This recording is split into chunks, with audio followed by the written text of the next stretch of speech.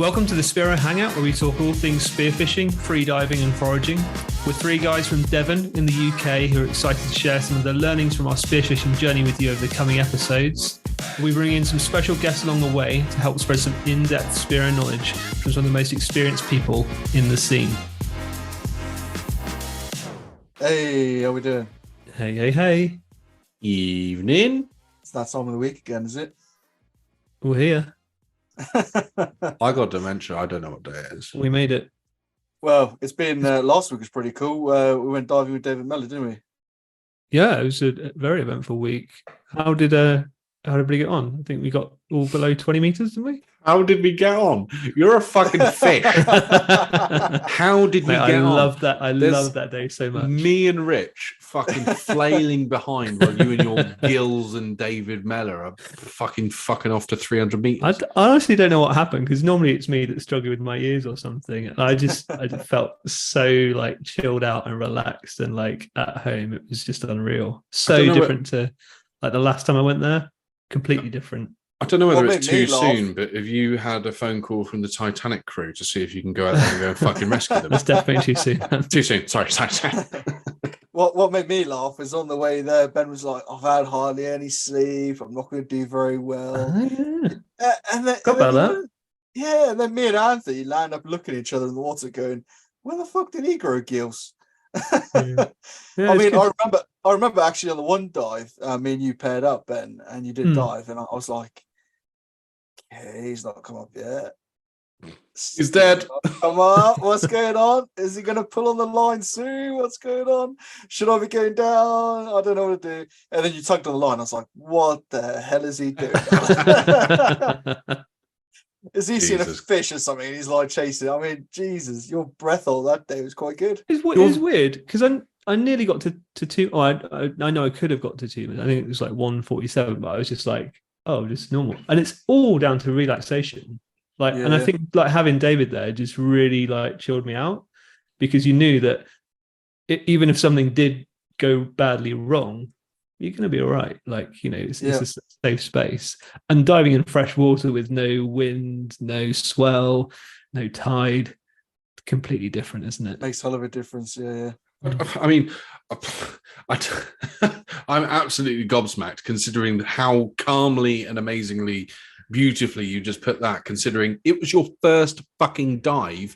You dive and hold your breath at 20 meters at 1:47. 1:47 on your first dive. Like, you took drugs. Just admit it. He took some sedatives to make him calmer. You were on cod liver oil. Didn't even have a paracetamol. No, I did everything like wrong. Like I had a terrible night's sleep. I had like cereal with milk in the morning. Let's put this in perspective. Your terrible night's sleep was you were asleep at 7. No, mate. You have kids, right? You know what it's like. Yeah, they're up 3-4 times a night. Like they are bad at the moment. I sleep straight through them because I go to bed at 3. Well, yeah.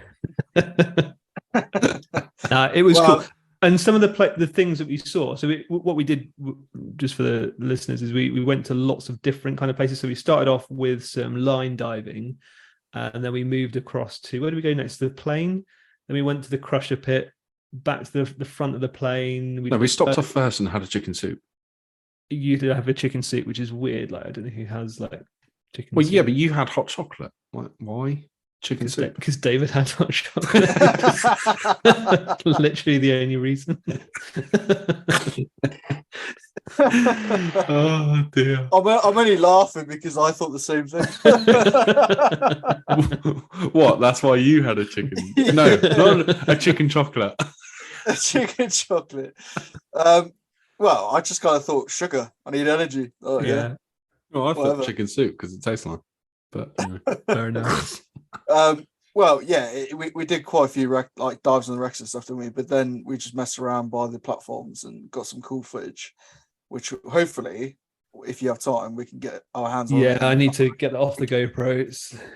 But David Mellor, I mean, it's the first time I've dived with David actually, and it just is an incredible guy. So like it just puts everything in such a concise and easy to understand manner.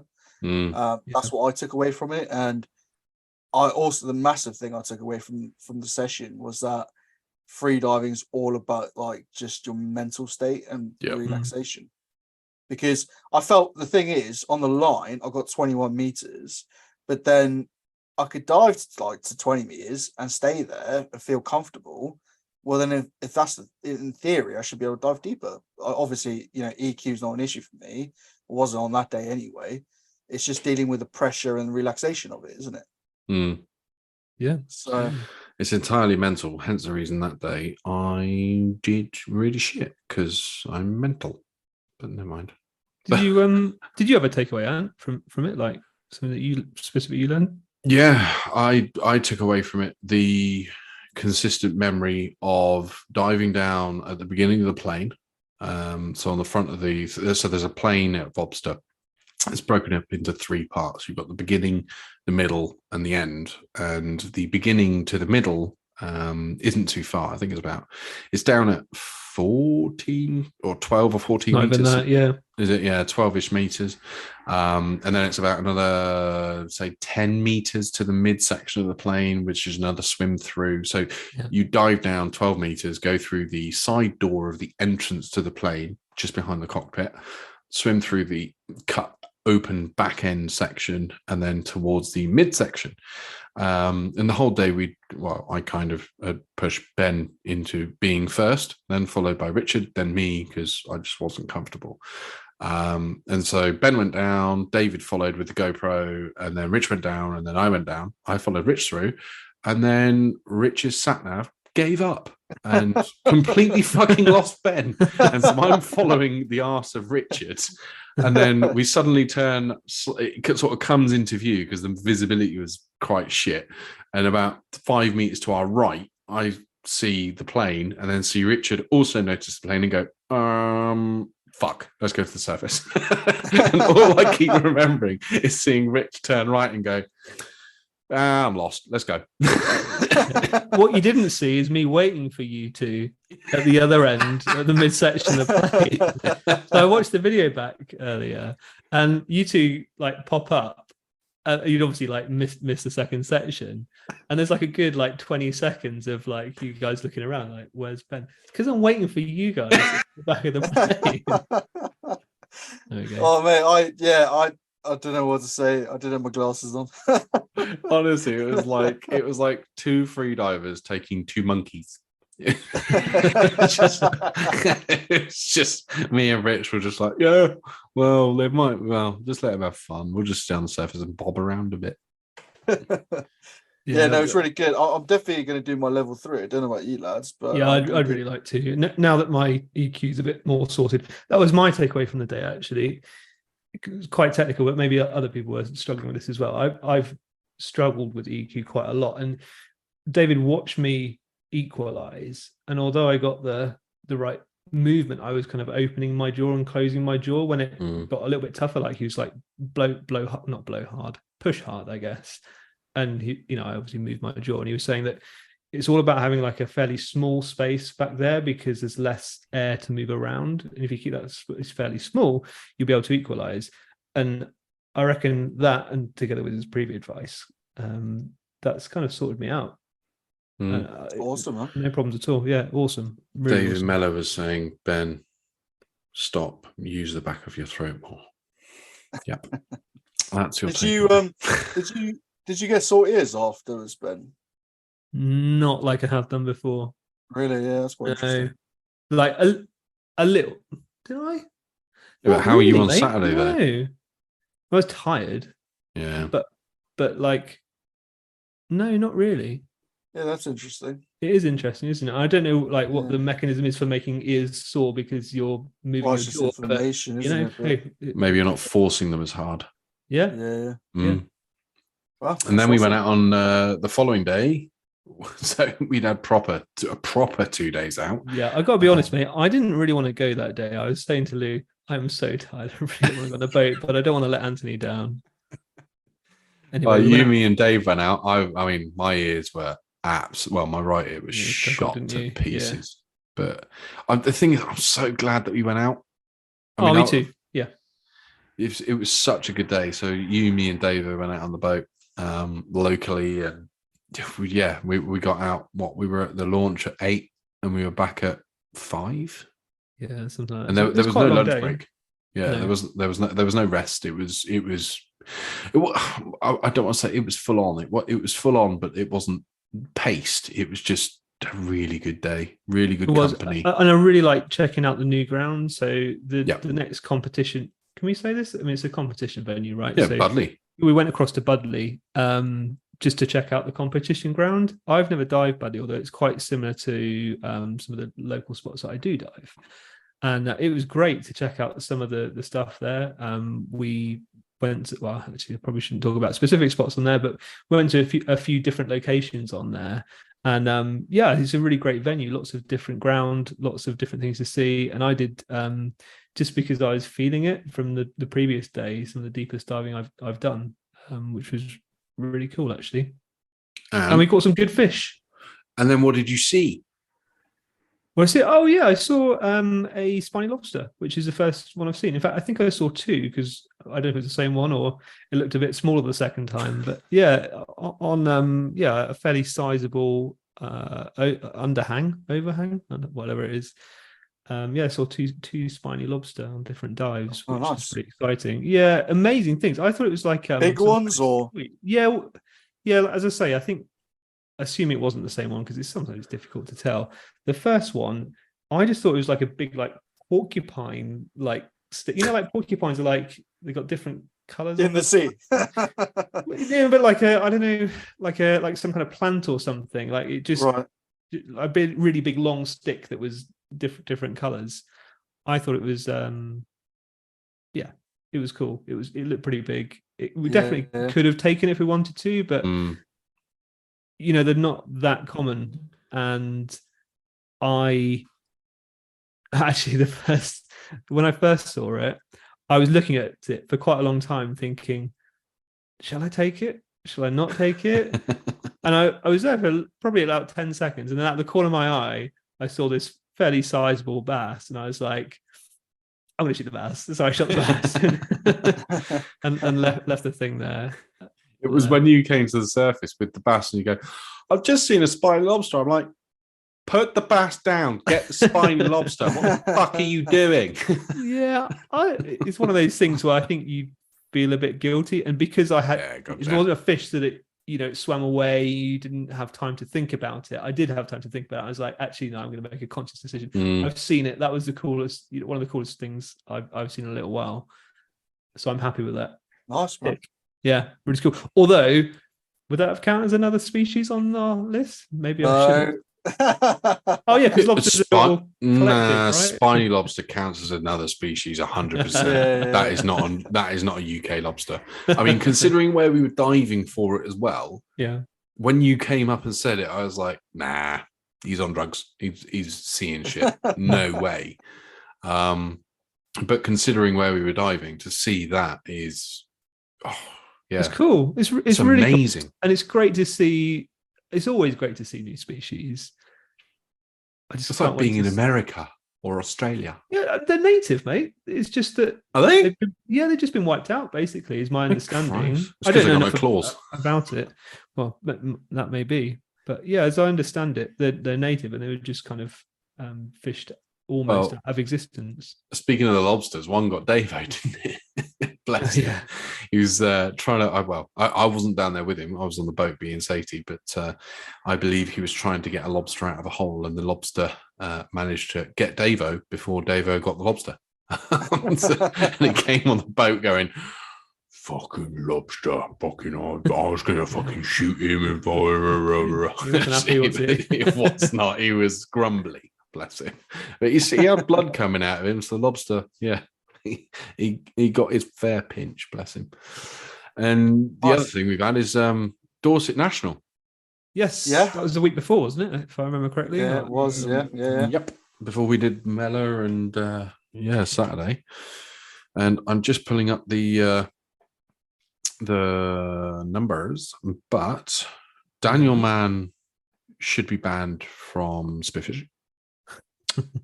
because he won, like, I believe, quite a considerable amount. But yeah, it was the first national that I've ever not competed in.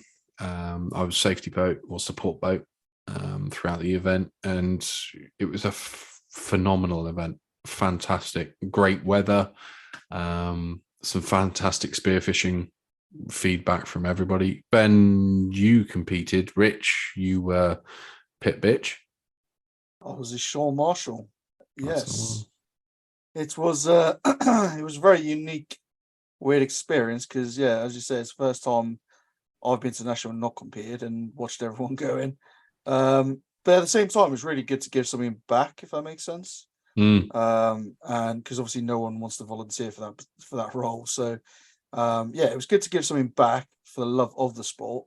And yeah, I mean, obviously I'll be competing the next one. I'm not going to be offering again. Someone else's turn now.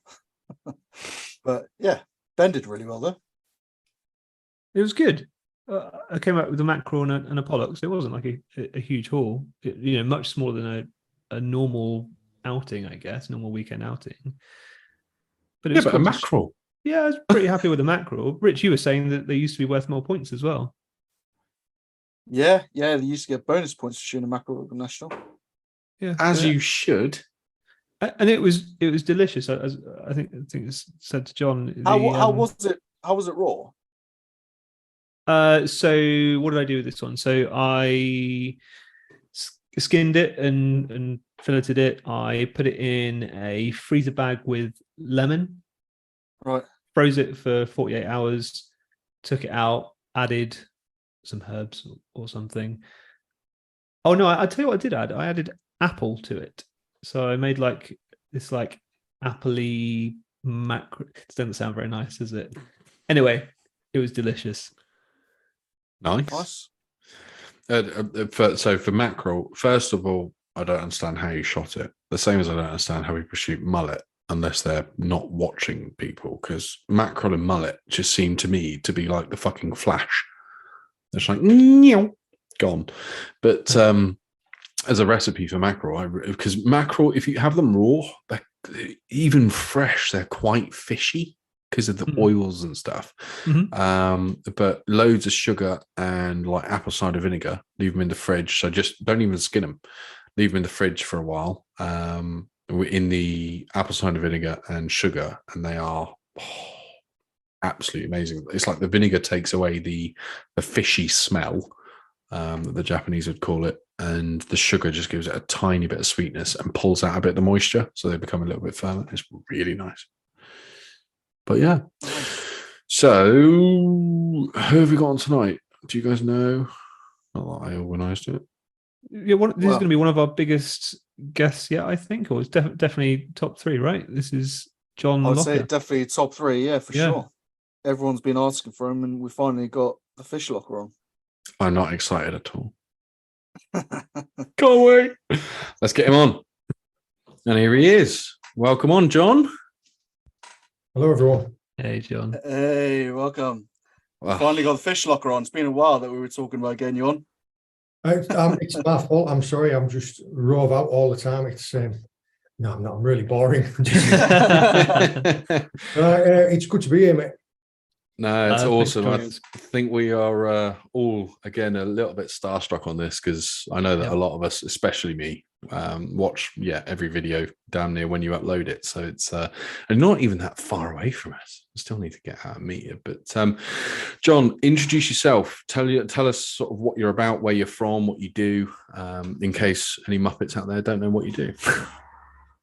My name is John Locker. I have the social medias and YouTube channel, The Fish Locker. I explain it this way, that I am just a passionate numpty with a GoPro. That's it. There's no more in it than that. I just share what we know and we love doing about the natural world around us. Man, we're down in Cornwall, so we're in a stunning part of the world, and I just share what we love about it. You do know an lot, John. You're not really a numpty at all, actually. I've watched so many of your videos, and you seem to know pretty much everything about the ocean and foraging and everything related. Well, I'm glad it comes across that way anyway. Yeah, it does. Where do you pick it all up from? what you see in the videos is literally what I've been doing since I was about 10-year-old. Just and I explain this to folks that I like learning stuff. If I go out on the beach or anything like that, and I've found at this point in time in my life now, I've been doing this for 25 years. If you go out every time on the beach and you find something you don't know, if you draw a picture of it or take a photo of it and you go home and you learn one new thing every time you've gone, by the time you've been doing it for 25 years, you've learned 2,500 species, haven't you? Yeah, that's all absolutely. It is. I studied I wanted to be a marine biologist when I was at school, when I was a kid. I was that really weird kid in class, you know, like when you're at primary school and they say, well, what do you want to be when you grow up? And there's like, I want to be an astronaut and I want to be a fireman. And I was like, I want to be David Attenborough. I want to be a marine biologist. They were like, So yeah, that was just, I've loved it. I'm from a fishing family in a fishing town in Yorkshire. So I've always had an affinity with the ocean. Me and my brothers and sisters, we practically grew up in the woods and on the beach. Just, I guess as you should, grew up outdoors as kids, and we've just carried on the passion. That's kind of it. It just, we didn't intend on starting a YouTube channel. We didn't intend on starting a Facebook page. It just kind of grew, and it's grown arms and legs since then. It's like a stone rolling down a hill, just taking away with it. That snowball's getting pretty big now. We just get to share what we love doing with folks. And I've always kind of said it takes a lot of work, it takes a lot of time. But if the videos help folks in some way, whether or not it's through the education or just simply through a little bit of escapism, because I know that a lot of folks, they found it quite important through lockdown, which is another reason why I've put myself into it quite a lot. Just going back to what you said about sort of obviously the snowball rolling downhill, but is Hannah really going to say it was her idea? Always. Any good idea we have as a family is going to be her idea. And any bad idea is going to be like, oh, John, yeah, good idea. Absolutely. But whose idea was it to start it though? Did you just start recording, or was it sort of Hannah recording you? No, a culmination of a couple of things. The name was Hannah. Hannah came up with a name. She was like, you could do that, and you could call it the Fish Locker because your name's Locker. Oh, amazing. Well, yeah, it works. And there's loads of folks who are like, what's your surname? I go, Locker. And they go, really? Like, oh, that makes sense. I was like, catch up. We started in a couple of different ways. One part of it was the photographer that was at our wedding. His son at the time, he was struggling at school. It wasn't because he wasn't smart. He was probably too smart. He just couldn't get into it. And he said that he went into his room one day and he was reading a fishing magazine. And he immediately thought of me and just said, oh, well, I know someone that's really into fishing. Shall I put you in contact? So I took him out on my boat for a day. We caught like a dozen species. And he went into school the next day for the next week. And I got a phone call at the weekend. And he just said, the teacher's been on the phone and said, I don't know what you've done, but it's like having a different kid in class. And he like written and drawn and built this folder of all the different species that were caught and drawn pictures from memory and written everything about them, like where they live and how to catch them and their breeding, all that sort of stuff. And it was stuff that he'd picked out of me through the day. He'd just been asking me questions non-stop throughout the day. And he said, that was great. He said, John, if you can keep doing that with him, he said it would really help us out. So all he did was he dropped him off from school for an hour or so, 2 or 3 times a week with me. And I worked with him in garage, teaching him how to tie knots, teaching him how to tie rigs, we got him some second-hand fishing gear, and I taught him how to take them all apart and how to grease them and put them all back together again. And as I got talking to him, I said, like, what do you do to learn? Where do you get your information from? Because when I was a kid, you either had to learn off like an old angler or you read like Sea Angler magazine. And he just says, well, we watch YouTube videos. And it was like, well, that's something.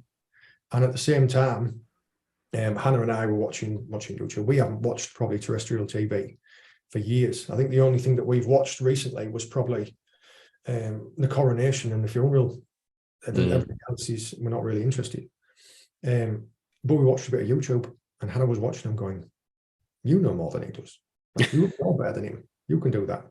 So yeah, she kind of just wound me up and sent me on my way.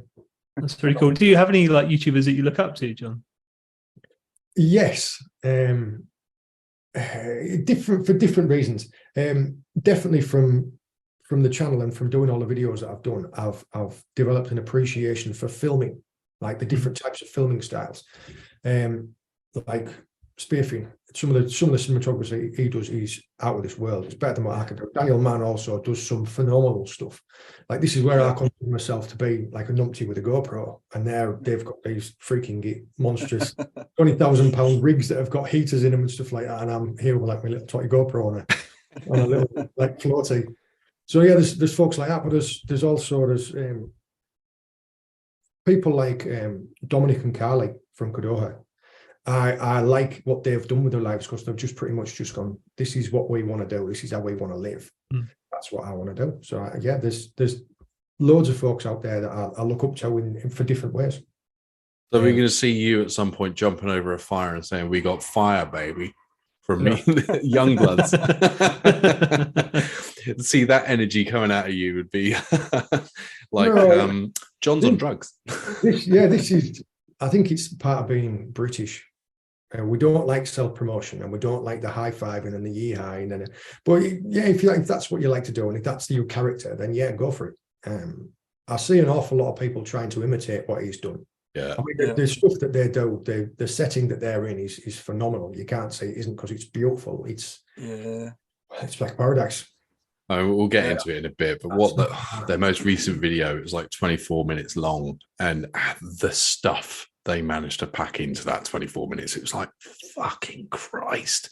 What I have looked into with that is, have you looked at how big his production team is? Have you looked at God, yeah. Man is me and a GoPro, and I edit it on iMovie on the Mac. I edit it on the free software that came with my laptop, and I film it on the GoPro. So it's me. I think of it all, I film it all, I edit it all, I publish it all, I do all the comments and all that. So yeah.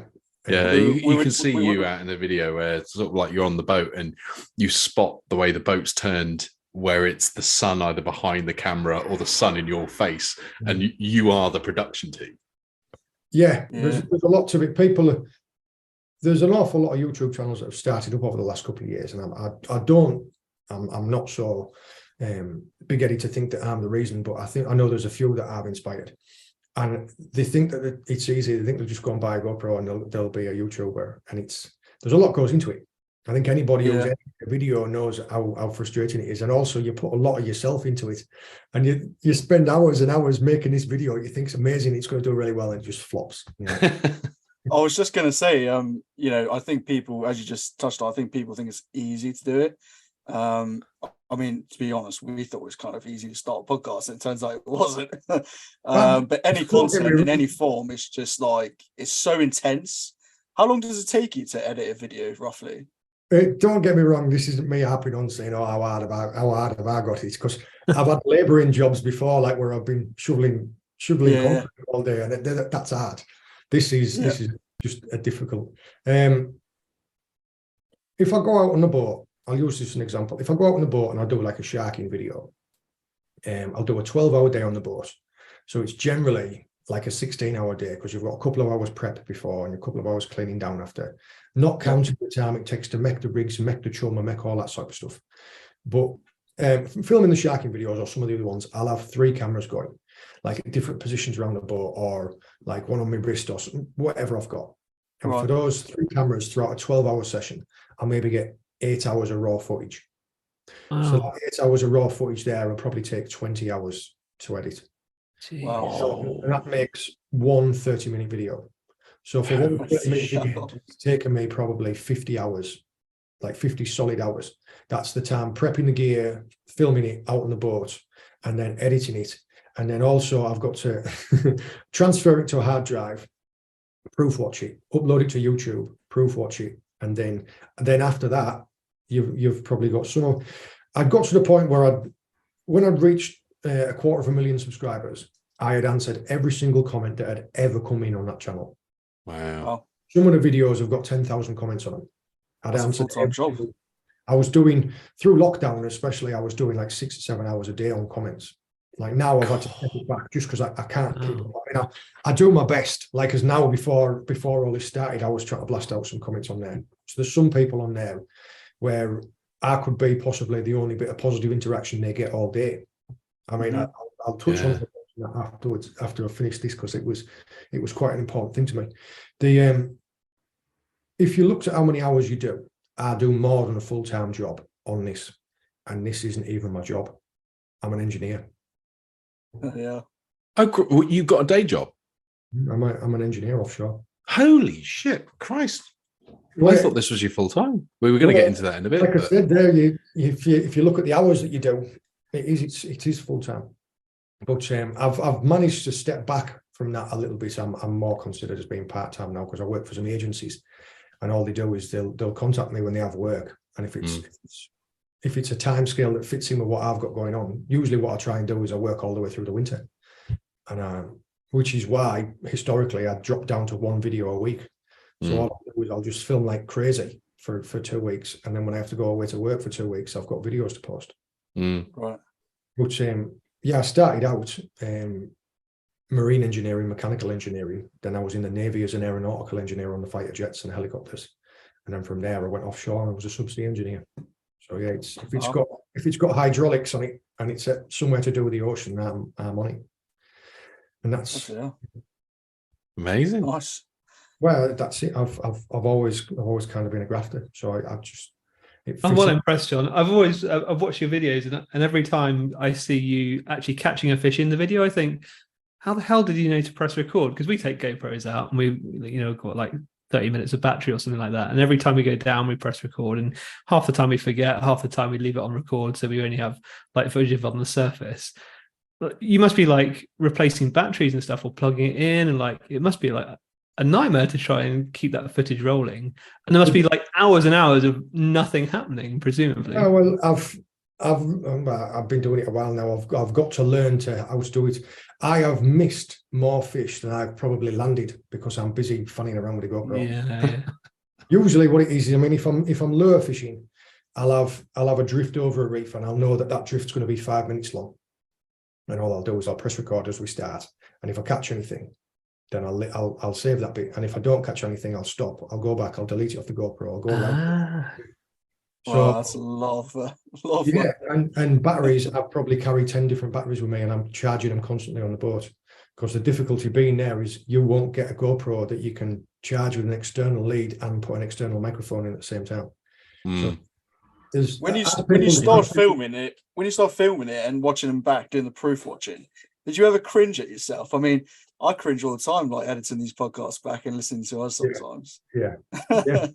There's a couple of things that I do. Usually when I'm busy talking to a camera like this, when I'm editing, I'm looking at all the bites that I've missed that have been going on behind.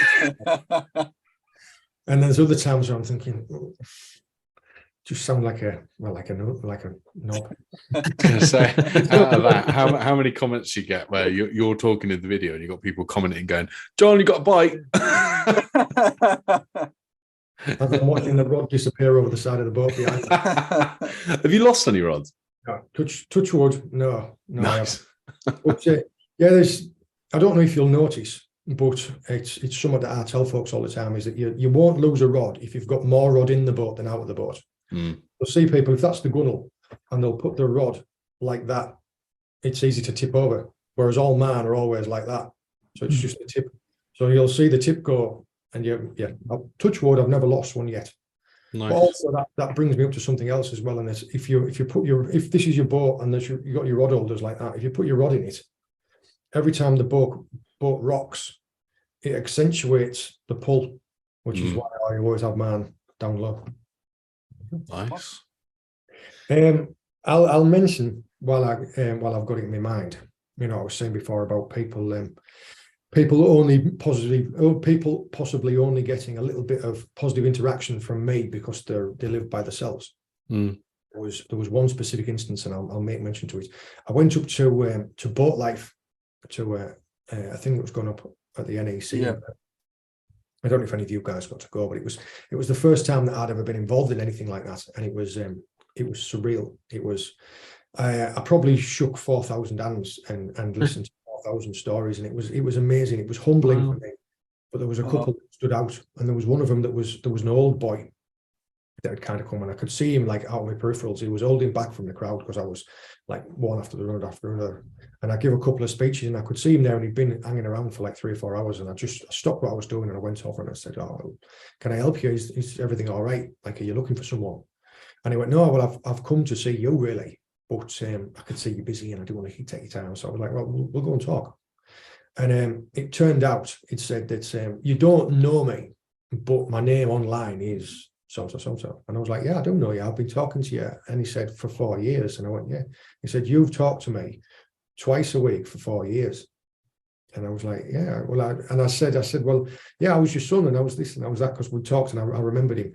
And he said, well, what you don't know is that like through lockdown, his wife was losing and ended up losing her battle with cancer. And I mean, we know what's entailed with that through what happened with our James. They'd completely shut themselves off. They had no social circle. They were locked down in their house. And then she couldn't go into hospital. And he said that at my lowest ebb, when I couldn't see anyone, when I couldn't do anything, he said the only person that was talking to me was you, twice a week, every week. And he just said it turned me around from what would have been the lowest point of my life. And it absolutely broke me. And I kind of thought, and the way that he went on to explain, he said, you can see me now. I said, I'm not up for doing much fishing, but I like going fishing with you. And he said, I knew I was never going to get down to Cornwall. And it turned out he only lived about 15 miles from here. And he said, I've got my neighbour to drop me round here so I can come and see you. And I kind of thought that was amazing. That was incredible. Like that alone. And I was kind of thinking that even if I flog myself, if I can give that to someone, and I owe it to him to do it. If you can, you kind of owe it, don't you? Oh God, yeah. Have you? Is he still around? Yeah, I still talk to him almost every week. Have you got him on the boat yet? No. He knows himself that he's not. He wouldn't be up for the journey down here. Never mind out else. Well, if you do end up speaking to him, I'll put my hand in my pocket and we'll try and figure out how to get him down and get him on your boat and make it nice. Yeah, that wouldn't be a problem. All I would do is I would just there's a potential that if I get the opportunity to, when I start trailering the boat around, that I've been planning it for a while, that I'm going to trailer the boat to a couple of different areas in the UK and fish, and my calendar just fills up. I always plan stuff out because I'm quite analytical like that, but my calendar already is like there's just no let up in it. And I work and Hannah works and we have 2 kids. So yeah, it's getting stuff fitting. I mean, I apologise, but this is kind of why I've been so slow picking up on this. No, God, no, don't apologise. I mean, if there's anything that we can do to help in that story, then please just let us know. We'll do everything we can. Yeah, and Birmingham's not that far away. I'm a petrol head, so I can get in the car and bring him down. But yeah, Christ, what a story! Wiping a tear off. No, that's just one of half a dozen. It's like that. Yeah. So even if it's kind of grown arms and legs now. Now even if I wanted to stop, I don't think I could do it. I don't think I could let myself, just because there's that many people that are contacting us every week to just kind of say, like, you're helping me with my anxiety, or when I've had a really rough day, I'll put some of your videos on, or, oh yeah, my son's fully grown now and I never get to see him anymore, so you're watching you and your little lad, or like all number of things. But not just the educational value of the videos, but there's nostalgia value there for them as well. Yeah. You've obviously got like a real passion for it, John. Where did you discover this passion? Is it like childhood? Yeah, I guess so. I mean, we used to do foraging before they called it foraging. Yeah. You're having about on beach. Has that changed? Like, have you like changed the things that you forage or fish for? Or my mindset, as well as a lot of people's mindsets, have changed over the past couple of decades, just because things have all changed, don't they? As I've learned more about conservation measures, of breeding cycles, of that type of thing, of my effect on the natural world just by being in it. As I've learned more about that, yes, some things have changed. I don't take as many fish as what I used to. Like when I was a teen, if it swam, I'd take it, type of thing, just because it was the mentality back then. I'll drop up to that bass that I had in Portsmouth. If I'd have caught that, well, I mean, when it was 2012 when I caught it, if I'd have caught that this year or 5 years past, I would have, my first thought, instead of, oh, this is big fish, I'll take this, would be, oh, is there any way that I can keep this alive? Because that would have been That would have been my main aim, my main thought. So yeah, things change. Was that the one that you caught on duty? There's a grey area on It was actually one of our listeners' questions. When you're in the military, you're never off duty. So yeah. It was actually one of our listeners' questions, that fish that you caught. So should we go into the story now while we're on it? He's probably an MP in the Navy.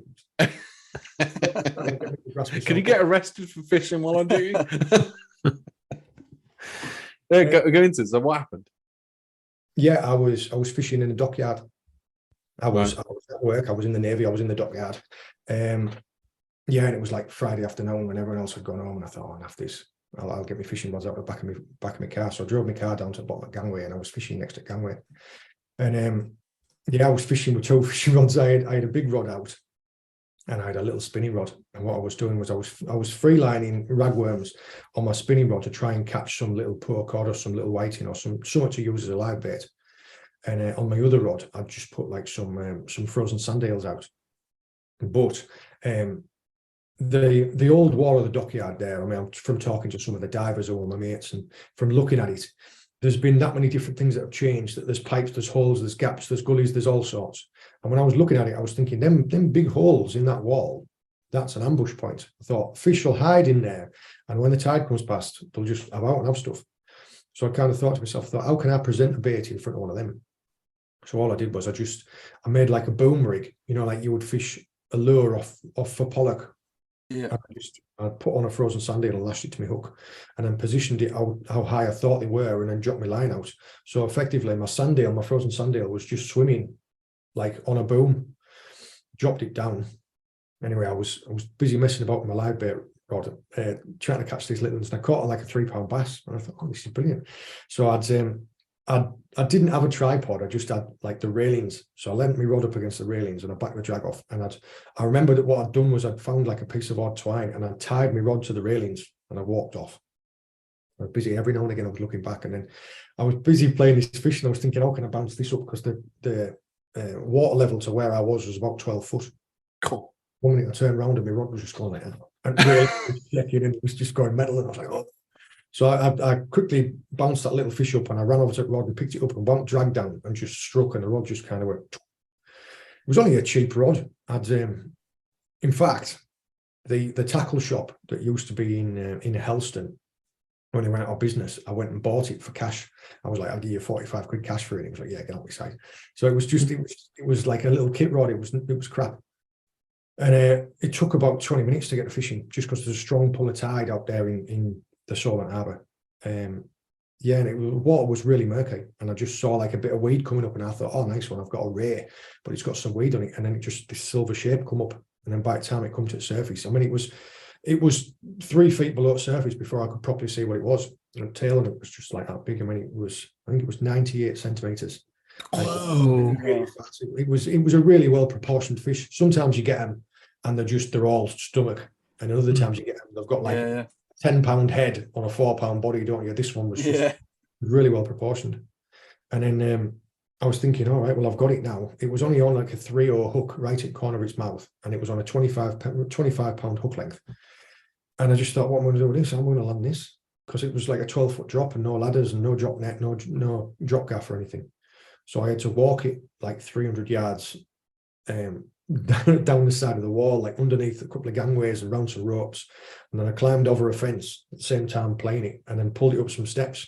And it was King's Steps in Dockyard. And anybody who knows them, they go down a couple and then have like a flat bit, and then down a couple and then a flat bit. And there was about maybe 6 inches of water on them flat bits. So I just skidded it up there, put the rod down at the top of the steps and ran down. And the fish must have seen me, because it turned round and swung off.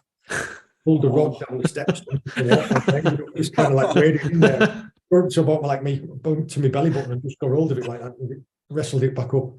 And when I got to the top of the steps and I was dripping wet and I was dragging this fish was slapping me all over the place. Like an old dock worker sat at the top of the steps just going, nice fish that lad. I watched everything that I'd done. Didn't offer to help me, just kind of thought. Amazing. Yeah, and that was it.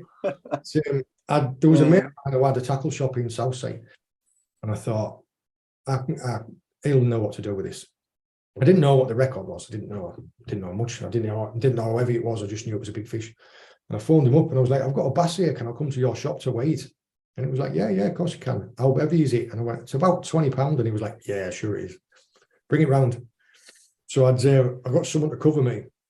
Like I took all my gear off and put it back in the car, and I could just put this fishing tube inliners. Like I put one on its front and one on its end, and then drove through South Sea High Street. And then by the time I got there was like half a dozen people in shop, because I think he'd said, "Oh, someone's coming to weigh a big bass in," and they'd all kind of stayed.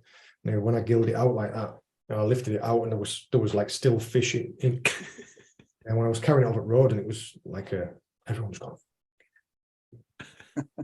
Yeah, he put it down on the scales on the counter, and it just bottomed them out. And they were like, well, that's my bait scales, and that goes to 16 pounds. He turned around and got a set of scales off the wall, opened the packet and weighed it, and was like, that's 21 pounds. That's a British record. Like, fuck. And then it was, we weighed it there in the shop, and it was just over 21 pounds. It was like 21 pound 1, 21 pound 2.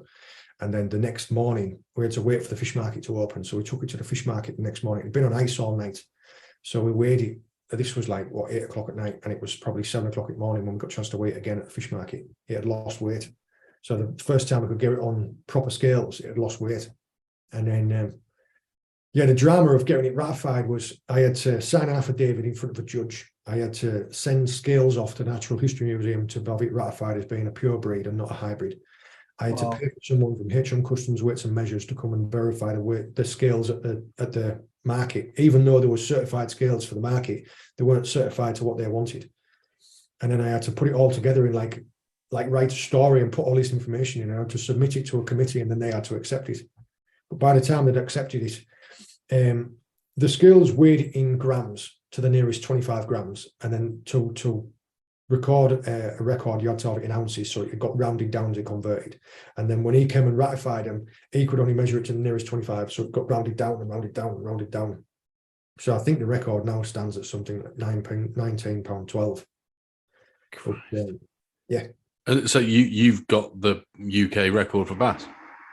It's still and amazing boat record as well. So and that's £2 less than it was, because we all know that it weighed right. A pound, give it a pound. Oh, amazing. When I'd caught it, when I'd kind of dragged it up these steps, it spat out a pouting, like a half-digested pouting. Like, at the time, if I'd have thought, oh, this is a record fish, I'd have probably stuck that pouting back in. But at the time, I was just like, oh, that's a shame. Yeah. Stick it in a tank and feed it some more. all of this while you've got MPs breathing down your neck. It was a long time ago. It was 2012. Mindsets were different back then, weren't they? It's still not been beaten. There's arguments that a lad called Grew caught one in the Bristol Channel, but when you think about the hoops that I had to jump through to get that one ratified, and we had the fish that you could literally measure and weigh and do all this with. He caught one on a night and weighed it in a set of like pretty naff scales. He wrapped it up in a towel and then weighed it on these set of scales and then let it all go. And then because it wasn't an official weight, because it wasn't official weight, because it wasn't witnessed, because it wasn't all these things, because it didn't meet the criteria, his fish can't be classed as being a bigger fish. Mm. We'll never know. What was his? I can't remember. No. Fair enough. It would have, if it was the weight that he says that it would have done, it would have beaten man. But I question it because I've seen an eldom in my hand, whereas I've seen the video of his and I'm questioning it. But, did he measure the length of it? Did he? No, well, this is it. He didn't take any scales. He didn't take any length. Yeah. He didn't take any of that. So if he got a length and a girth, you could have even compared it to a length by weight chart, but he didn't. Yeah. He just literally wrapped it up in a towel and then put the hook through the towel and weighed it like that in one hand. And obviously he was over the moon. He was really excited. You could see he was really excited. Yeah. But that was it. It's like me and you going, oh, I've just beat Usain Bolt's 100-meter record. Record. It's like, if it's not an official record, it's not an official record. So I can't even imagine the size of that fish. I mean, on Saturday we went out on Ben's new frothy boat, which we'll talk about either in the beginning or the end. We haven't recorded either yet, but Davo, 50 years experience spearfisher, he pulled out a bass the other day, and that was 8.5 pound. I cannot imagine what a 21 pound bass is. I mean, that 8.5 pound was a fucking struggle to lift onto the boat. It was like, Jesus, imagine that. Nearly 2.5 times. I've had a few doubles. I would say probably from an angler's perspective, you'll get your best fight out of like one between 6 and 11 pound. Anything over that, just weight, it's just girth. Because them fish, they don't get that big and that heavy by being sprinters. Yeah. I suppose, like what you say, it was akin to pulling a ray off the bottom. It's just like a massive dead weight. Well, it was in a good tide. I wasn't using the best balanced gear. It was just some fishing gear, and it wasn't. I've had some. Well, in fact, probably my best bass session that I've had for probably 5 years. I had last year, and I couldn't post the video of it just because it was that good, and it was in a place where everyone knows where it was. And I had 3 8-pound fish in 4 casts. Oh, well. It was just I could have thrown my sandwiches out there and I caught a bass. I just couldn't fall off. But I know as soon as I posted that video, the commercial boys would have been straight there, and then everyone else would have been straight there, and it just I had to keep that one to myself. Yeah. And so moving on to sort of moving away from modern line fishing and onto what we were talking about earlier on with the foraging. When did you first? I mean, you were saying earlier on about foraging, but when did you first start getting into it? Was it rod and line first or foraging first? It's all part of. I mean, you guys will understand, because if you spend time in nature, if you spend time like deeply into an ecosystem, you appreciate every part of it. If you're going to go fishing, where's your bait come from? Your bait comes from the seashore, so so it's everything. So from being a kid, we used to go out and collect peeler crabs, or we used to go and collect winkles or mussels or edible crabs, or foraging for lobsters. And then it's just the more that you know about the ecosystem in which you're operating in, the more effective a hunter, a gatherer, a fisherman you're going to be. So that's just it. It's all part of the same painting, isn't it? So going back to what you were saying earlier on, with that you're from Yorkshire. I mean, is Yorkshire known for a good coastline? Because you're saying as a kid you were doing. Be careful what you say. Jeremy Clarkson will be ringing me up in a minute. I was on the beach all the fucking time. Yeah, I love it. You can't, depending on which part of Yorkshire. I'm from North Yorkshire. The area of coast between like Scarborough and we'll say Saltburn, which is all like the Yorkshire Jurassic Coast. It's wonderful. It's beautiful. As soon as you start going to like Bridlington down to Hull, it's just clay. There's a bit of it. And then as soon as you start going north of Saltburn, you've got like Redcar, you've got Redcar, Teesby, Hartlepool, Seamer, Suter, all the way up to like Tyneside. And there's nothing as awe-inspiring as probably the cliffs around Staithes. They're like the highest cliffs in the country, and they're all sandstones. They're all full of fossils. They're full of jet. It's wonderful. It's amazing. Oh, amazing. I would definitely recommend, and I would give it a Google after we've finished this and just look around like the coast around Sandsend and Whitby and Robin Hood's Bay and places like that. Yeah, it's amazing. Awesome. And just going on to while we're on the foraging subject, you do quite a few videos now where you're sort of in the water, so free diving and foraging. Do the people that obviously watch you on the regular, do they enjoy those videos as much as you fishing? No, I would say it's easy for me to see that there are different viewer bases within the channel, and all I've tried to do is I've tried to give a little bit for everyone. I mean, I can see the connection between everything that I do, between it, like the rig making videos, to teaching you how to catch something, to teaching you how to fillet it, to teaching you how to cook it, or taking you out on the shore, everything. It's all connected for me because it's all what we do. It's all what we're passionate about. Some people just want to see the cooking videos. Some people just want to see the foraging videos. Some people just like the diving. Other people couldn't care less about that. They just want to see me pull fishing. I love the underwater ones. They're probably my favorite ones. They're the ones that if me and James, we're sat in the house and he wants to watch one of our videos, I'll put some of the underwater ones on because I love them. And they're the hardest ones to film. They're the hardest ones to edit. They're the hardest ones to pick a suitable soundtrack. And they never do as well as the other ones. But I love them. So that's kind of, they're my ones for me. If I wasn't going to make videos for me, you would lose your passion for it pretty quick. And so it's going on from there. The one thing that I don't think I've ever seen in any of your videos is spearfishing. Ever tried it or ever wanted to? Just no interest, or no? I like shooting. I've been shooting most of my life, from being kids and having air rifles to. I enjoyed it when I was in the military.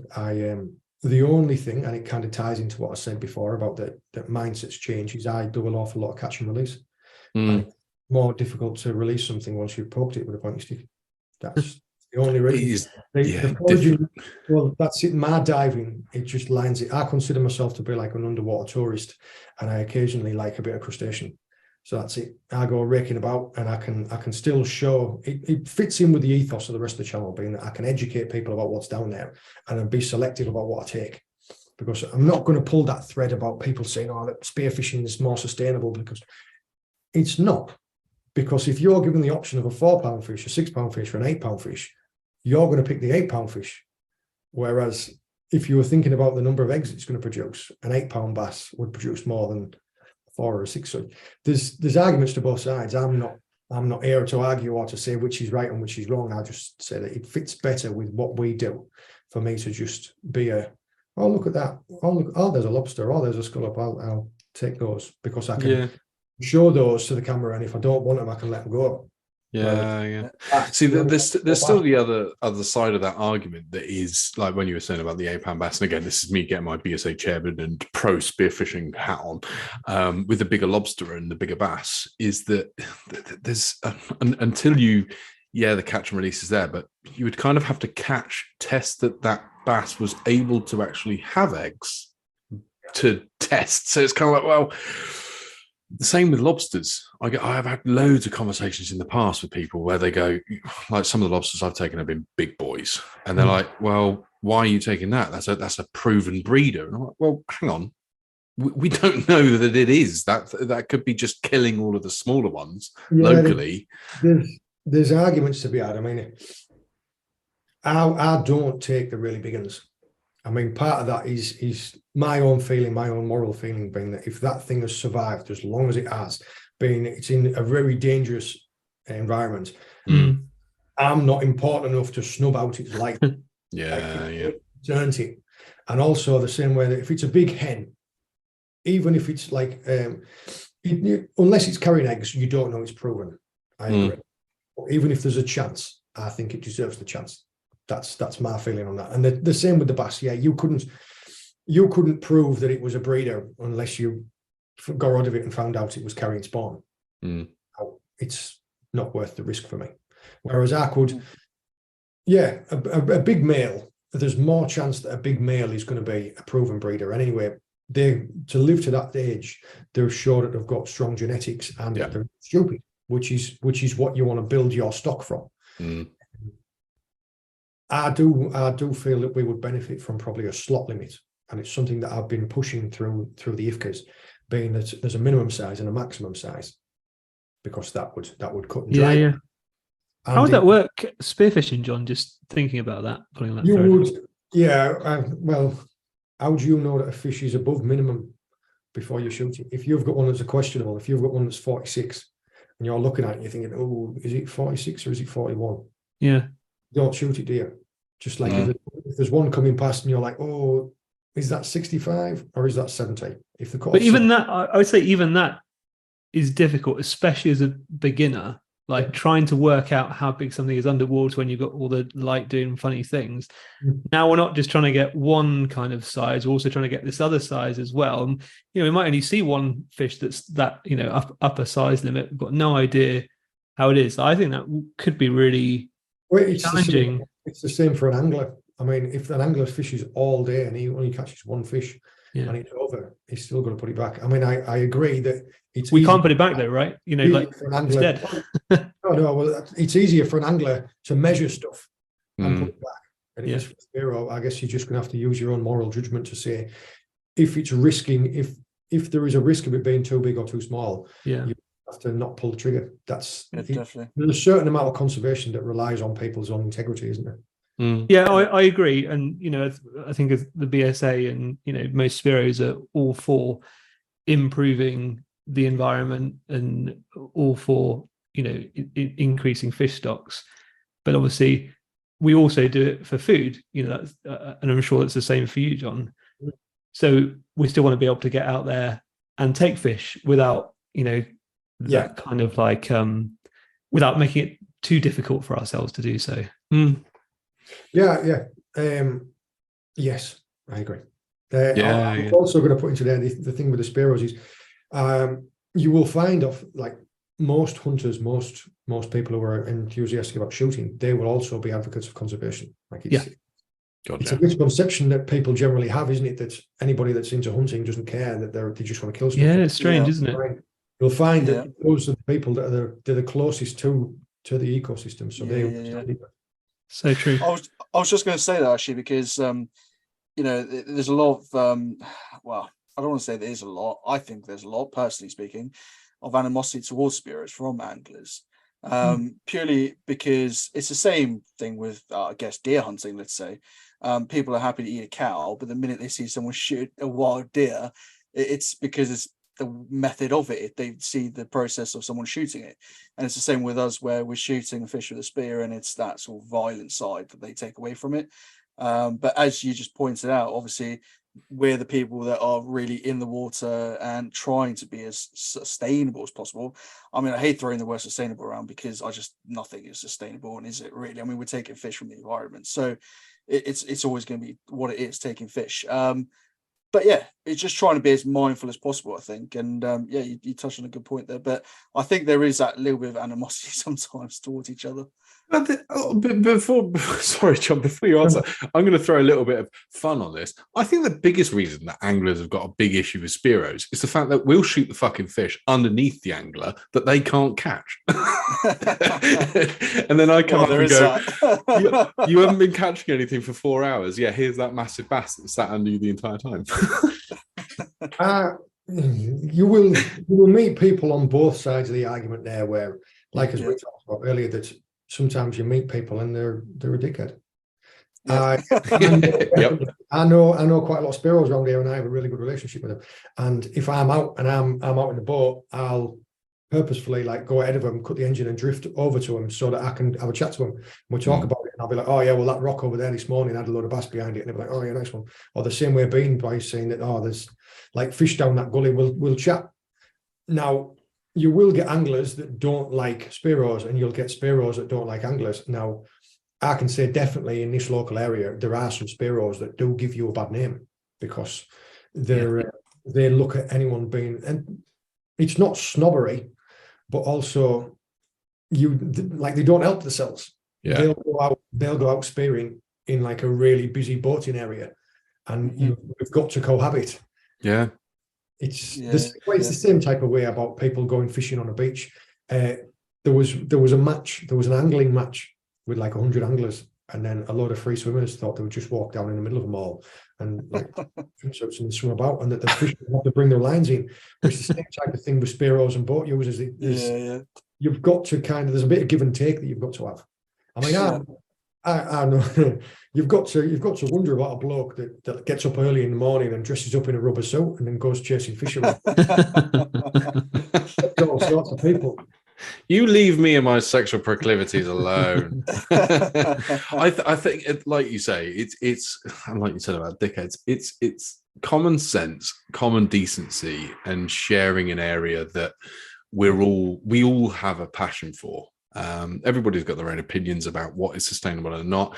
I think the biggest thing with the word sustainable that's being thrown around, especially by spearos and by everybody else at the moment, is, and we won't get into it too much because we don't want to get shot or run over, but versus commercials is the word sustainable, which is kind of overused. But it's with spearfishing, and the same with angling, it's at least selective. I think is the word that should be used more than sustainable. I think I know what you're trying to say. You're trying to walk a fine line of saying it. I think the problem with all of it is a lack of education, and that's that the majority of people are poorly educated on what actually goes on and what happens. And I get an awful lot of people who are just, it's ignorance, and that's probably because the only education that they've had about commercial fishing is Netflix, or the only education they've had about an octopus is My Octopus Teacher. Yep. Oh God. Yeah. The amount of grief they try and get about taking an octopus to eat, and there's someone who's never set foot near an ocean is trying to tell me that they know more about octopus than what I do. Yeah. It's frustrating, but the only way that we can kind of break down these barriers is through trying to educate folks. It is a bit of a buzzword, the sustainability. I mean, I'm from a commercial fishing background in both the legislation side and the fishing side of it. So I sit on a fence between the two. I've got quite a unique position, being that I can give a little bit of an opinion on both. Sustainability of some is not, like dredging, beam trawling, scallop dredging. They're incredibly destructive. Yep. Yeah, there's no argument. There's no getting around it. But there are some times where I can show you specific instances where if there is a piece of barren ground, so for instance, if the beam trawlers have absolutely destroyed it and it's just barren, by running over that with a light trawl, it stimulates growth. Almost like, when they burn back the heather and it stimulates new growth. By trawling a ground, it stirs it up, it almost plows it, so it stimulates new growth. So there are aspects of that where, yes, some of it is very, very destructive, but a certain amount of the other stuff can promote growth. And if you've seen the monkfish video that I did recently, where we went out tangle netting, that is incredibly selective. So when you can't choose what bites you hook. That's kind of a thing that we go through in fishing, that everything's a gamble, everything's like, oh, well, you don't know what it could be. And the same with nets to a certain degree, but you can make things as selective as possible. Like the monkfish netting, we went out and those nets were out there 3 days and 2 days, so we hauled twice. And the only negative bycatch that we had that we threw back was one dead dogfish and the monkfish that had been eaten by the seals. Now, you can't tell me that that's not as sustainable as it can be. Wow, that's really interesting. So is that just by selecting the ground, John? It's the type of gear, because they were using 10.5 and 11.25 inch mesh. Right. Meshes are this big. It's not a gill net, so it's not tight. Yeah. Just kind of like all floppy on the ground. If it's 10 foot of net, it'll maybe only sit 2 foot off the ground. So it only targets like fully demersal fish. And also, like the mesh size, smaller fish pass through, bigger fish get tangled. It doesn't strangle the fish, whereas a gill net, they get their head in, they get the gill stuck and they die and suffocate. Yeah. So some of the rays that we caught in there, if we didn't want to keep them, or the smoothhounds or the monkfish, we could untangle them and we could chuck them back. The same with the crab. If they're undersized, you chuck them back alive. That's me showing one of the reasons why I've started doing those commercial videos, not only because I find it fascinating and I think other people will do too, but it's to educate people. Because there is a divide, like you were saying, between anglers and spearos. There's a divide between anglers and commercial fishermen. And there doesn't need to be, because we're all passionate about the same things. Through a little bit of education also, like the cuttlefish potting. I mean, you guys, and when I'm diving around, I see them, I pick them up every now and again. They pot from, which is completely sustainable. They've only got an 8-week season that they can work on. It's in their own interest to be as sustainable as possible, because that's their livelihood, that's their income. Yeah, I was talking to a cuttlefish potter the other day, and they said that often when they pull up the pots, it's full of eggs. So even though the season might have ended and there might not be any more cuttlefish there, they'll put the pots back in the water so that the eggs can hatch and they can go. Like exactly what you're saying, John. Just because you're a commercial fisherman does not mean you're not thinking about sustainability and all those other things. They're thinking about their income next year. They're thinking about their kids going to it. They're thinking about their future. There are a few that aren't. There are a few bad eggs, but there are a few bad eggs in angling. There are a few bad eggs in spearing. You can't judge a whole by a minority, can you? And Devon and Seven Ivka. I can't remember the name of the Essex has done it also, but they've tried to encourage fishermen that if there's eggs on their pots and their ropes, not to clean them, to leave them out there. So is there any type of commercial fishing or any type of fishing that you totally disagree with, that you don't like? Salmon in terms of salmon farming. It's just what that is there is the amount of fish, the amount of sand eels that they have to kill to catch to make the feed for the salmon farms It's just a completely, the amount they're putting into it, the amount they're getting out of it, it's a loser. And also the intensity, it's that intensive that they've got to pump that many chemicals into them just to stop them from dying from all the illnesses. Right. And also the negative effect that having that many fish together for the parasites that are now spreading out into the rest of the ecosystems. Like the wild salmon and wild trouts in those areas are just getting eaten alive by the parasites that are coming out of these pens. Wow. There's everything about it is just, it's not good. And I like could even tie it into by saying this. There's a live wrasse fishery down here on the south coast where they're selling live wrasse to go up there as a more ecologically way of eating the parasites, and it's still not working because there's a hell of a large die-off for wrasse. Now it's just all that's for is it's because people want to eat salmon. And yet that's pushed as the most sustainable way going forward, farming fish. There are some ways of farming fish. Like there used to be a halibut farm on the island of Gigha up in Scotland, and nobody knows about it, do they?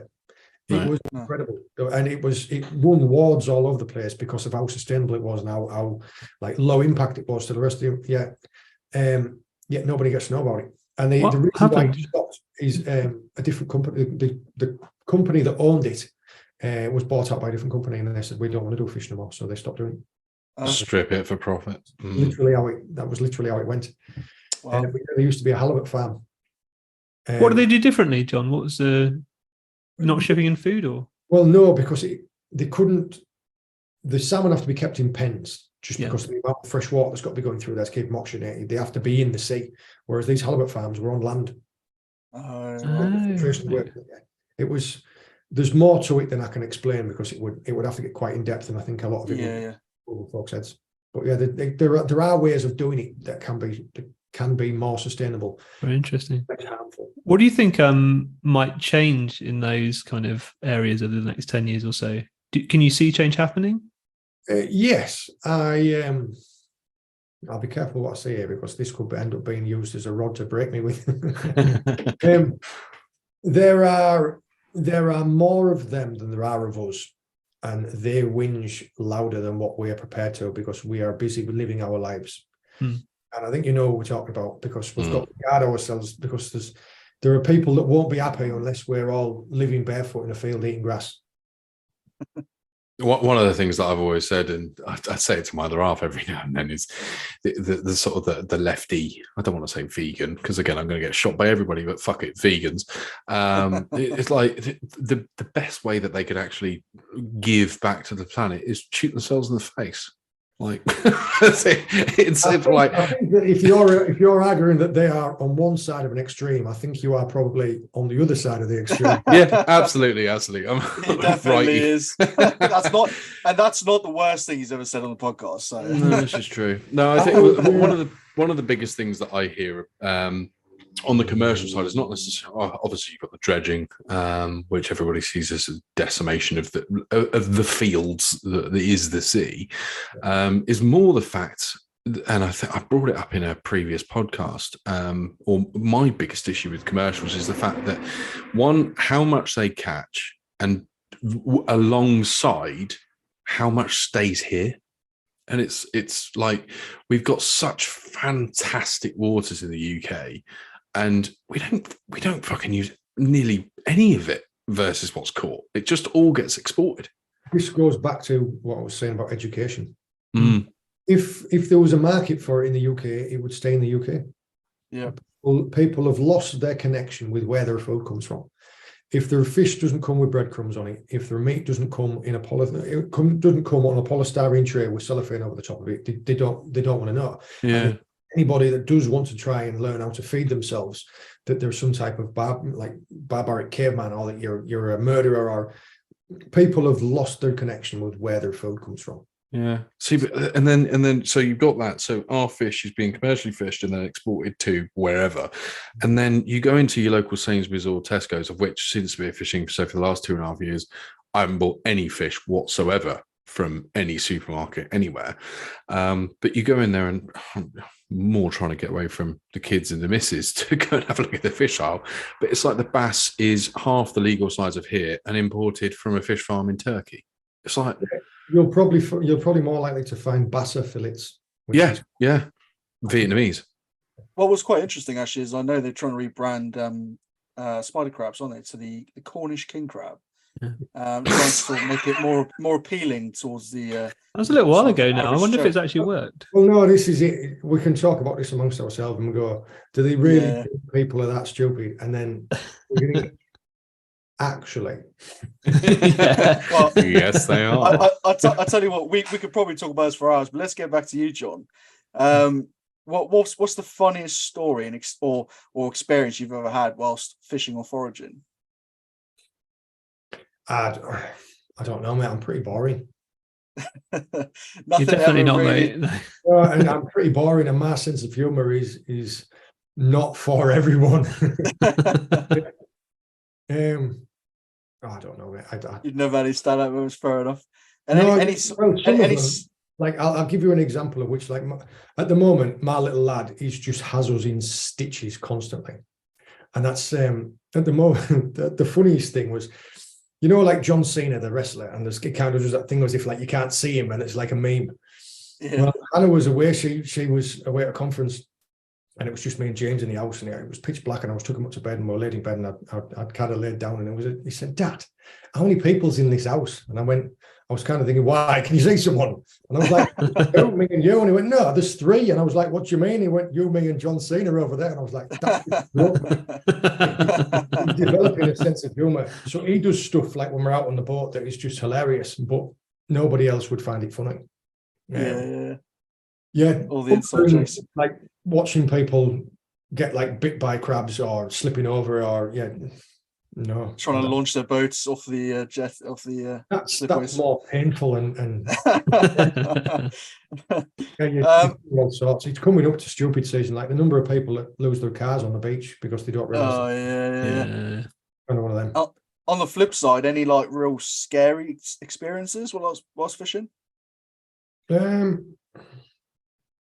Sharks are always a little bit when you're not expecting them. I imagine if any of you boys were down on a reef like a spurter or something like that, waiting behind a rock, and you turned your head up, and a little shark next to you. Yeah. Like Cod Brown, you'd be back up in the boat. You'd be like a dolphin. But, do you catch many in waters that we might be spearfishing in, like 20 meters? All the time. Yeah. To give you an example, I'm trying to give a mark away without giving a mark away. Yeah, don't give a mark away. We're in trouble. In the sea. I'm just thinking the reason why I kind of thought of it in my mind and I stopped myself is because the reason why I haven't done any poor beagle fishing and I've been trying to tell people not to do any at the moment is because because of the JNCC review, poor beagles are in risk of being put on the Countryside and Wildlife Act, or Section 5 of the Countryside and Wildlife Act, which is what like basking sharks and things are, which means that they're fully protected. Yeah. Meaning you can't even fish in areas where they are there's all sorts of negative things that would happen. So if I do a video going out and targeting them, people could use that video to try and get them banned. And also if people watched the video that I'd done and they went to go and try and do it by themselves and they accidentally killed one of them, it would be all over the news and they would end up getting banned. More ammunition. Yeah, this is kind of, it plays into what I was saying, that we have to be sensible. I wouldn't hide what we're doing because that shows that we've got something to hide and we haven't. Don't do what I do and release all the spots on a podcast. I would just be sensible about what we show to the outside world, because you've got to be able to promote our sport in an appealing way and in an education. 100%. So you've been catching them in sub 20 meters though, these poor beagles. I'm talking 20 foot. Oh wow. Yeah, there's areas of coast around Cornwall where there's reef that you can swim out to, sparrows can swim out to, you can cast to them with a spinner, and you'll get poor beagle sharks within 20-25 feet of water. Oh, wow. Blue sharks, not so much. Blue sharks are more of like an open ocean fish. Yeah, the only time that you ever see them in close is usually when there's something matter with them, like they've had a bang on head, or if they've got a piece of tackle stuck in them. Thresher sharks as well. Thresher sharks, you'll get them in really shallow water. I mean, there was one of them, I think it was on one of the beaches on the north coast of Cornwall last year, beached itself because it was eating sardines in like 6 foot of water. Wow. These are monstrous great fish. I mean, we caught one of them last year, me and my mate, and it was about 18 foot long. Wow. That really would mess with your dive for dive times, wouldn't it? They're there to see. Like people whinge on about saying they talk about great white sharks as well. Like it's a nonsense. It's a fallacy that they aren't in the UK. Not yet. I think you would get a lot less spearos. Yeah. Yeah. Although it doesn't seem to put them off in New Zealand or Australia, to be fair. They're half tapped anyway. They've seen too much sunshine down there, don't they? Sun drunk.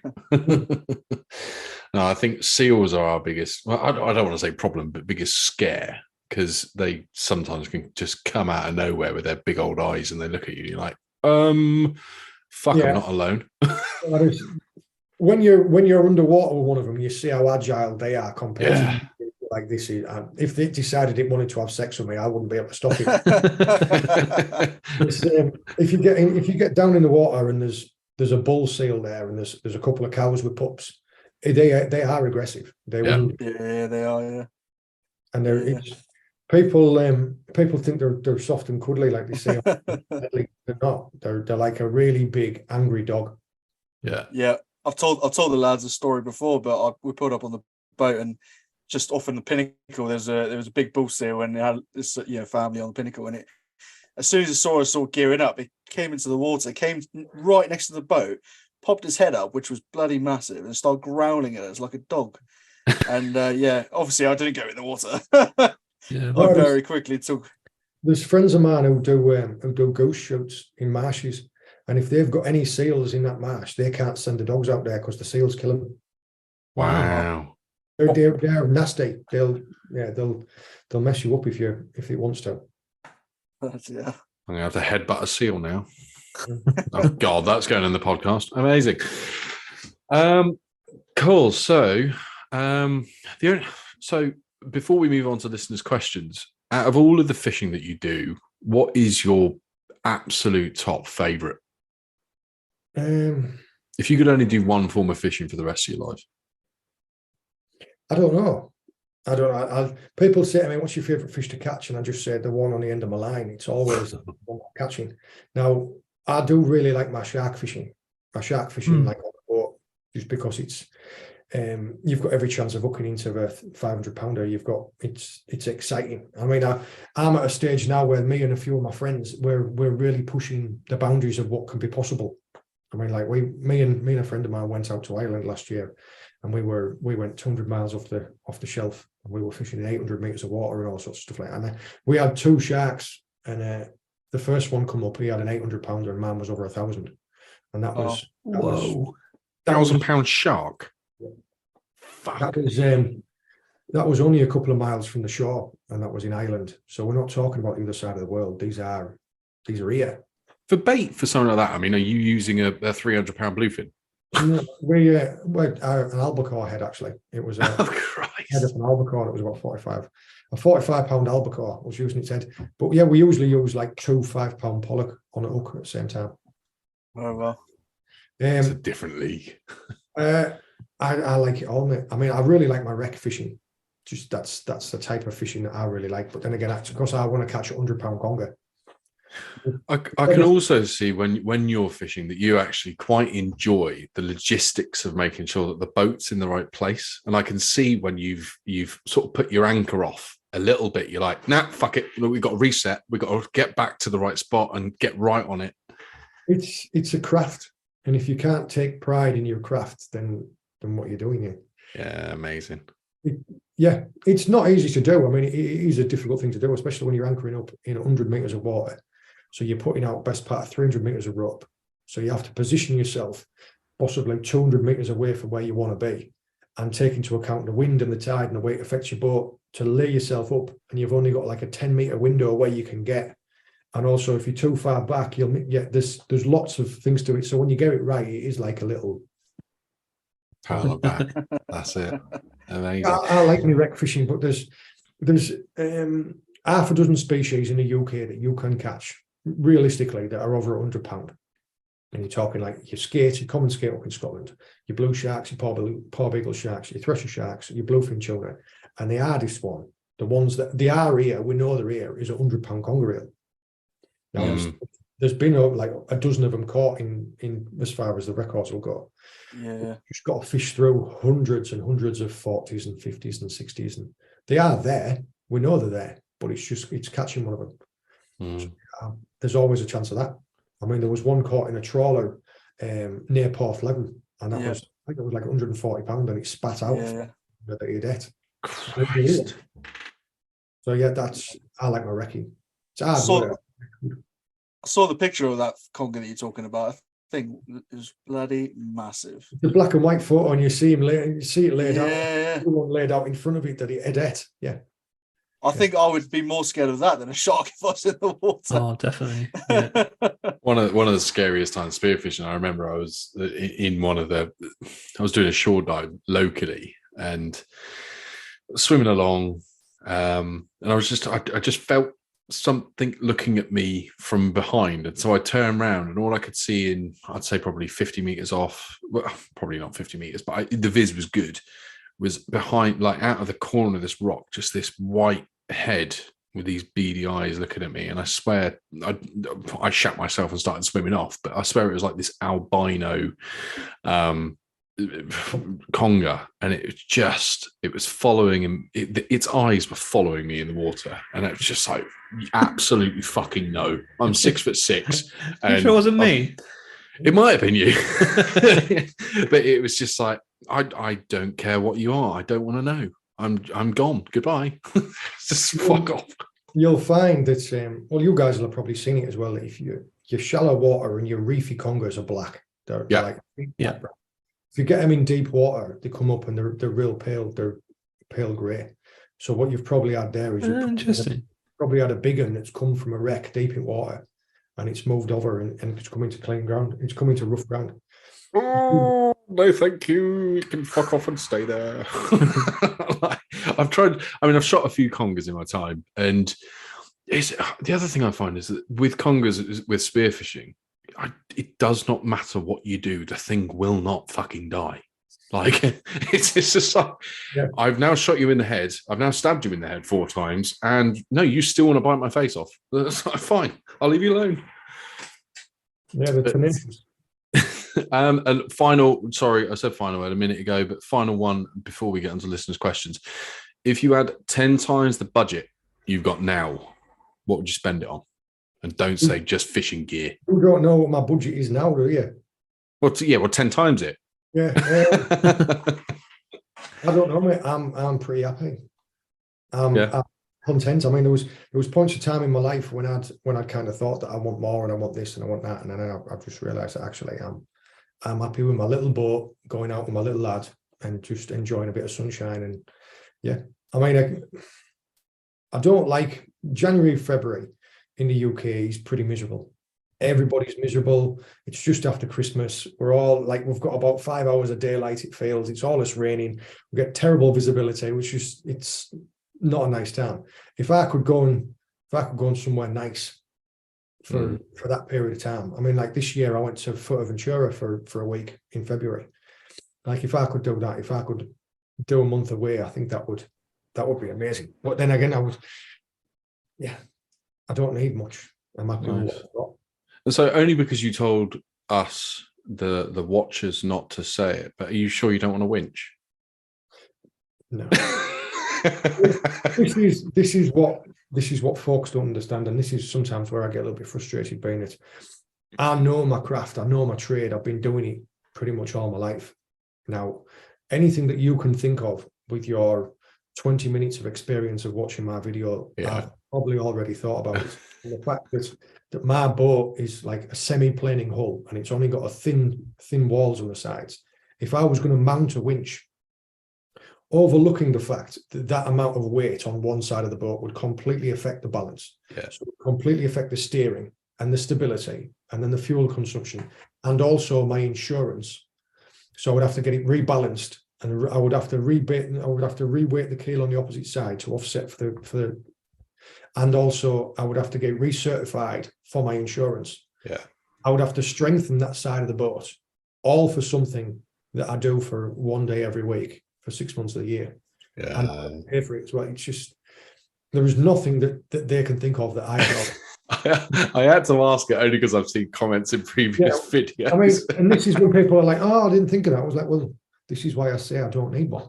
And you are fit as a fucking fiddle anyway. I've seen you haul some of those pots up and like not sexually, not so well, unless you want to go out on a date. Hannah, can I take him? But no, I mean, seeing you haul some of those pots up, I've hauled some ghost pots. I mean, I've been in the water, but you said that well, because if you had found out you were hauling somebody else's pots, I would have slapped your wrist for it. I wasn't. No, I've never hauled anybody but yours. But no, it's pulling some of those out. I mean, they've been in there a long old time, but even with no rope on them, just the pot, fuck, they're a weight. But I'm quite a big bloke. You can get them on the boat. It's like Christ, and seeing you haul them on, you know that they are heavy, and those ropes are slippy as you like. I mean, the other thing is I don't understand. You wear these. I don't want to call them marigolds, but you wear close to marigolds. Have you not? And again, I know you thought of it, but would you not prefer to have like those gardener's gloves with the proper grip on? I know they keep your hands wet, but right, they don't work as well, and also they're not not as protective. Now the pots themselves weigh between like 20 and 25 kilos a piece. And then you take into account what's in them. And then the green rope that's between them all is lead-lined rope. Cool. And then you look at the amount of tide that pulls on. Have you ever been on a boat and you've had a drogue out, you pull the drogue in and you have to pull against that weight and water? Yeah, there's a lot of pull to do, but I have to do it like that just to stop people from stealing them. The reason why I work 3 big pots in a string in deep water is just because if someone's going to want to pull them, they're going to have to be very determined to pull them up because it's hard to do. So that's if you work singles, they get stolen. If you work them tight inshore in like 10 meters of water, people either dive on them and empty them, or someone in a jet ski or a little day boat, they try and pull them up because they think, oh, I've had a nice day out at sea today. I'll see if I can take on a lobster. So they pull your pots up. So that's crazy. The reason why it's not on. They do it. We'll get into it a little bit more. I think one of the listeners' questions asks a little bit more into something to do with that. But awesome. Well, we'll get into the listeners' questions. Hopefully these won't take too long, but we have got lots of them because you're fucking famous. So, Ben, go for it. Yeah. Number 1, why don't you eat scallop roe? Perhaps you do. The only times when I'll say that I won't is, as you guys will know, sometimes you can get them after the bread and it's fully depleted. Yeah. It's worth it. It's just, it's transparent. And on that, do you believe in the old wives' tale of don't take shellfish with anything that hasn't got an R in it? Don't collect filter feeders in months without an R. Yeah. Cool. Yeah, and that's to do with the algae content of the water. In months without an R, being like May, June, July, August, that's the months when you've got the largest algal bloom. I mean, you get your May bloom, you get your May rot, it's that. And there is something called domoic acid, being that algae can have a toxin in them, and filter feeders accumulate that. Now, I have to give one rule for all, because I can't say, oh yeah, well, in certain areas of Cornwall we don't have that, so I can do it. But someone could go and collect them down in Sussex or like the Wash or somewhere like that, and they'll get sick and they've followed the advice. No, it has to be kind of. You still eat scallops, though, right? Or at least the meat from the scallop. The abductor muscle. It's not a bivalve, is that right? Well, it's where do you go with that? I have to give out advice where it's all encompassing. Right. Fair. Yeah.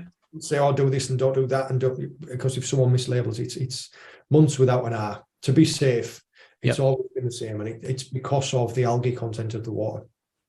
Yeah, and to be fair, there's plenty of fish around this time of year anyway, right? Yeah. This leads on to the next one then. The best time for lobsters and scallops is in the winter anyway. Or last Saturday.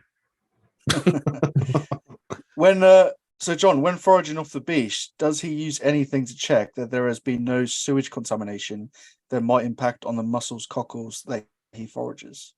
I've given this advice out in quite a few videos before, and it's also that you have to use a certain amount of discretion and common sense. Now, I know the areas in which I forage being that there are no outfalls, there is no runoffs, there's no factories that are pumping out into there, because that's your first thing. I wouldn't go anywhere near a commercial harbour or anywhere near even like a recreational harbour because of the anti-foul, because of the diesel, because of the oil, because of all those type of things. Mm-hmm. Also, there's been a big push lately about like the surfers against sewage and all that type of stuff, and unfortunately people are just showing their ignorance, because there'll be areas where there's been like a farmer has ploughed his fields and then it's rained and it's washed a load of mud into the water, and it's like, oh, it's brown, it must be sewage. It's not, it's just clay, it's mud. But that in it, there is more to be worried about than the brown in the water, and that's because it's something called leaching. Being if a farmer puts a fertilizer or a chemical onto his land and it rains, it washes it down and it goes into the tributaries and it goes into the rivers, and the filter feeders accumulate. Mm-hmm. Now, E. coli, I think I'm right in saying it can only survive for like 36 up to 48 hours in salt water.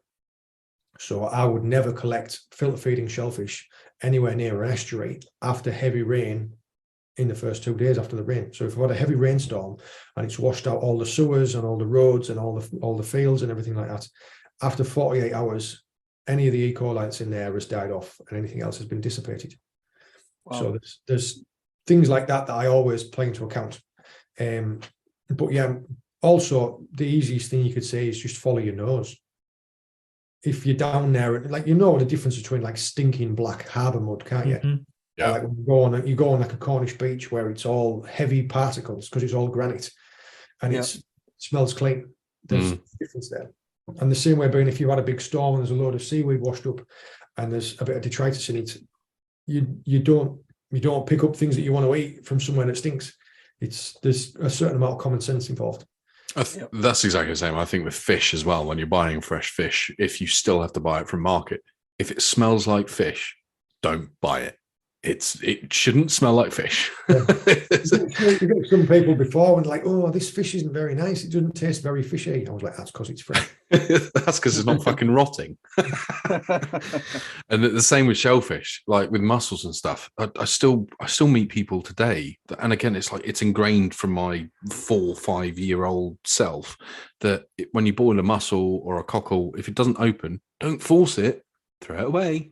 This is I have people talking a lot about this in the comments, and it's they go, they bring up some cookbook as being like the way that it all started, and they said, oh well, Rick Stein said this, and I was like, Rick Stein says a lot of things, and he's not very well thought of for a lot of the things he says. Now, it's not saying that the mussel has died and that's why it won't open. It's saying that something is not right of any number of other things. Now, if you cook 100 mussels, you might get 2 or 3 that don't open. Are you that greedy and needy of those 3 mussels that you would risk like the worst food poisoning that could almost hospitalize you for those 3? No, it's not worth it. I have always stuck to that rule, and I have never, touch wood, gotten sick. See, that's one of the reasons, and I fell foul of it, I'd probably say 10, 12 years ago with oysters, and I will not eat oysters raw because you just don't know. And also, they're fucking minging. So, like, anyone that enjoys a raw oyster has got something wrong in their head. Folks get onto me when I'm walking down shore and I'm walking past all these oysters, and they're like, oh, you should be eating them, you should be eating them. And I was like, well, if you like them, you'll come and get them, because I would never advise anybody to eat. I mean, I know you guys like your Savesh and stuff like that. I would never advise anybody to eat anything that they've collected in the wild raw, because wild stuff has parasites. It's just, it's natural. You get a wild fish, it'll have worms in its guts. Now, if you want to have an itchy bum for the rest of your life, yeah, you go ahead and you eat as much raw stuff as you want. But is that why my arse itches? Well, maybe you're not wiping it properly, but yeah, that could be the case as well. A good way to get yourself parasites is to eat stuff raw from the beach. Now, yeah, but raw scallops are really nice. Not stopping you cooking it. And with fish as well, a really good way of doing that is if you want to freeze it.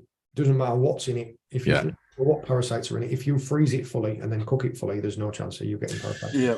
And with freezing it fully, because the next question, I think it was from a listener that actually references me, which is amazing. I'll ask a question and then we'll go back to the freezing. But the listener's question is, I know Anthony loves wrasse ceviche. Does the Fish Locker have any secret wrasse recipes? No, I don't personally encourage people to take wrasse. And it's another one of those decisions that I've made in my life where they're slow growing. They're very important for the local marine ecosystem because they keep parasites down. And yeah, I don't. There are other fish that I could take, like a pollock. They're abundant and they're fast growing, and yeah, there's stacks of them. Whereas wrasse, if you get like a big dog wrasse, he can be 40 years old. You get like anything like £5 because there was a study that was done, and it was they took a load of wrasse. I think it was the Isle of Man where they did it, and it was about the breeding cycles of them, and they found it. I think the oldest one that they found by taking the ear bone out was like 35-year-old.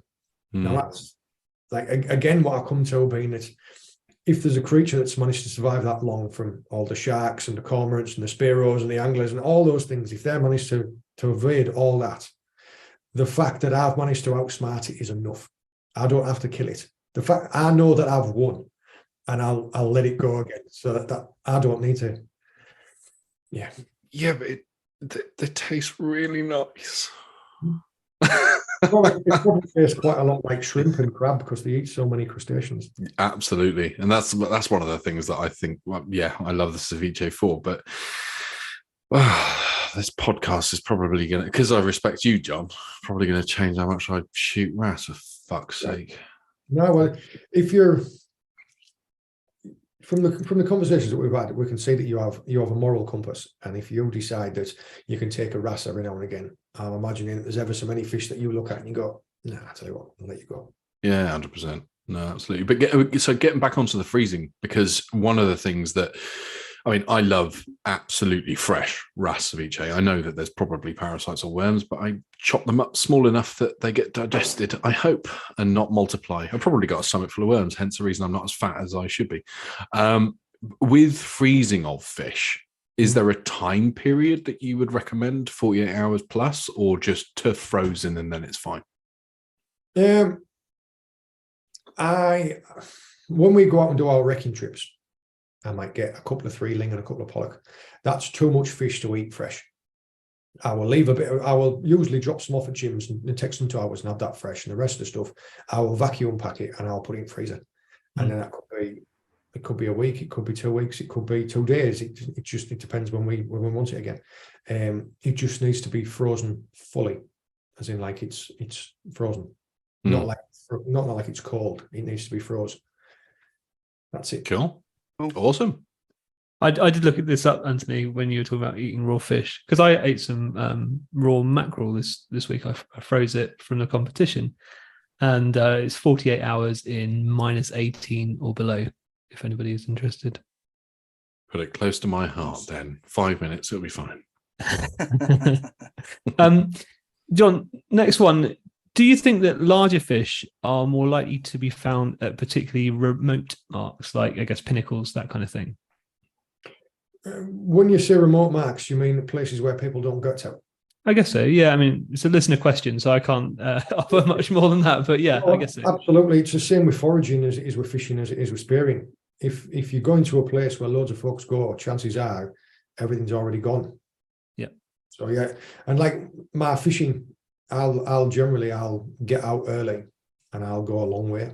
It won't be I won't shake anything to probably doing 50 miles on a boat to try and get to them. People don't get to, so that I can get the fish that they don't get. There's nothing to say that there's been some times before where, like, I imagine that you'll be the same, that you'll drop straight into water and you'll find a fish right at your feet. Yeah.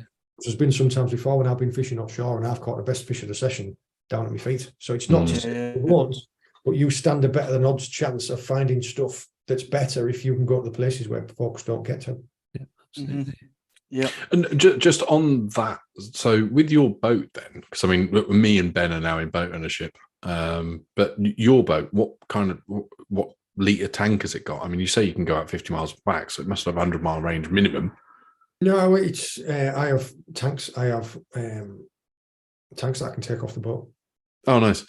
Portable 25-litre tanks. And all I do is I have two 25-litre tanks and I have two 20-litre jerry cans when I want them.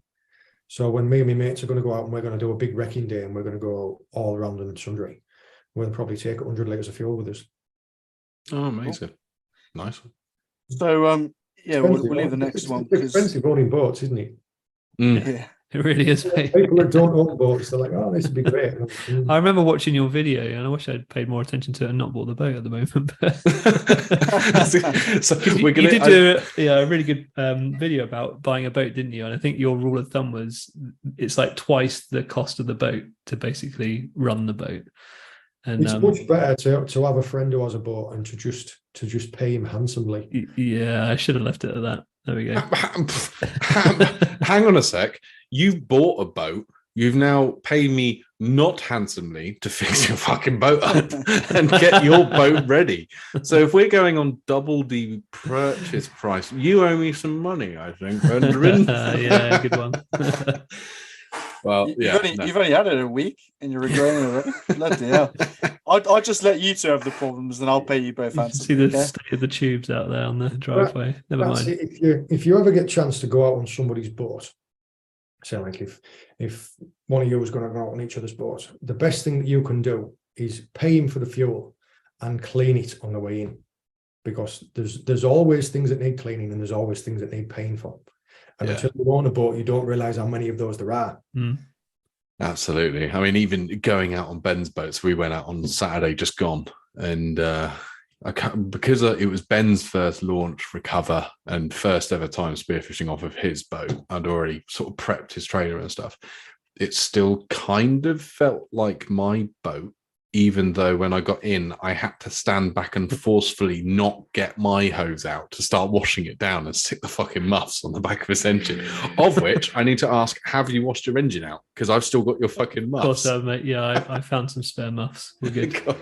I noticed that they were still in my car when we got out. Sorry, I digress. So, yeah, we'll jump on to the next one because otherwise we'll keep doing it all night. But so the next one is ask him how many foraging trips he actually blanks on, because every video he just walks along the rocks and comes back with stacks of seafood. The same with the fishing. I don't blank, and that's just because I only go to what the conditions will allow. Now you guys will know more about tides than the average person, being it like you'll get springs and then you'll get an extra large spring, and then get some air pressure on top of that. It'll be an extra large spring. So in my calendar, I've already worked out as soon as the tide tables come out for the start of the year, I'll know which weekends, which days, which tides hold the best chance of getting to us, because you're looking for your extra large springs. So I won't go unless I know there's a good chance of finding something, the same way that I won't go out fishing unless I know there's a good chance of catching something. If I was going to go out every single day and try and find a lobster, I would probably find one every 7 days. And if I was going to go out every single day and only try and catch bass, I would probably blank 1 in 5. But I don't, because I know if the tides are right for fishing for rays, I'll fish for rays. The tides are right for fishing for pollock, I'll fish for pollock. If the conditions are right for fishing on a wreck, I'll do that. And then when it's time to go foraging, I'll go foraging. So by being very selective about what you do and when by the conditions, you increase your chances. I mean, there's sometimes when I'll go out and I won't find what I intended to find. I'll find somewhere else. But that's because, like one particular, I can say that most of my foraging videos now, unless I'm going to a mark that already people know, I'll do it at night so that people can't follow me, so they know where I'm going. There was one night in particular that I was going to go foraging for lobsters on this piece of shore. And when I got down there, the wind had changed and it was just horrendous. It was too dangerous. So I says, all right, well, I'm not going to waste it. I'll drive another 20 miles and I'll go somewhere and I'll go and look for scallops. And it was the best night scallop hunting I ever had. I found like 40. And there's so many that I put half of them back.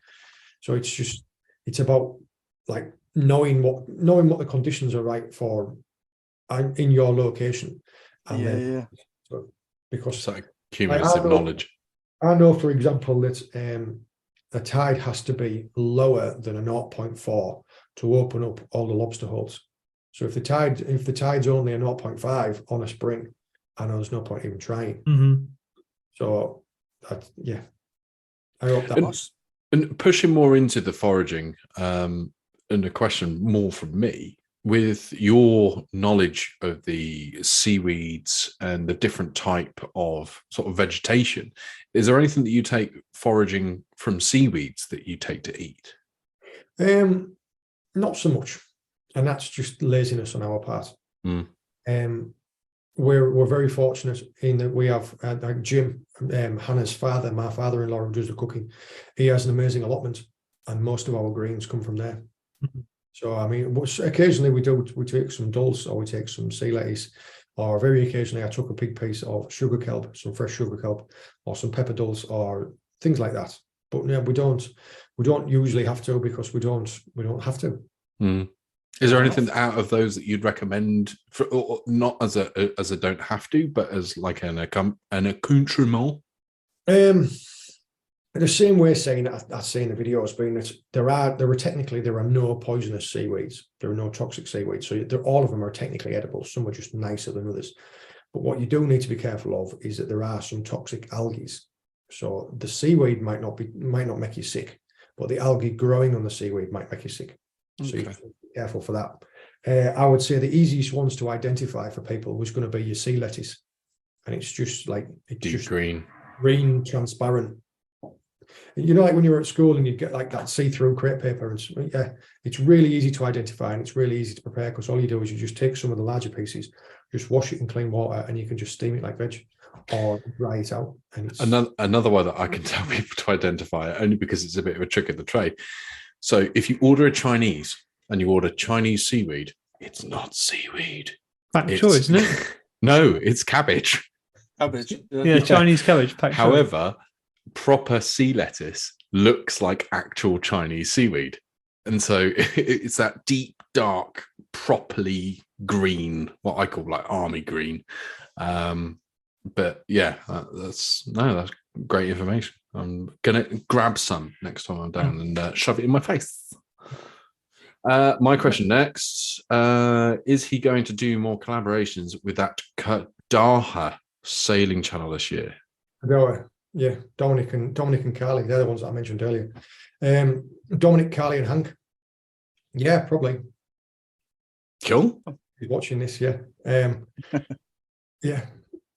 Just he has to just let me know when he's down here. I keep promising that I'm going to take him out to go and get some ling. Because he can't anchor that yacht up on a wreck. It would be too much for a show. So I'm going to. While we're talking about ling, how come because one of the things that I've seen more this year than I have any other year is you've got quite a big thing for ling at the moment. Is it really nice eating, or you just like the fight?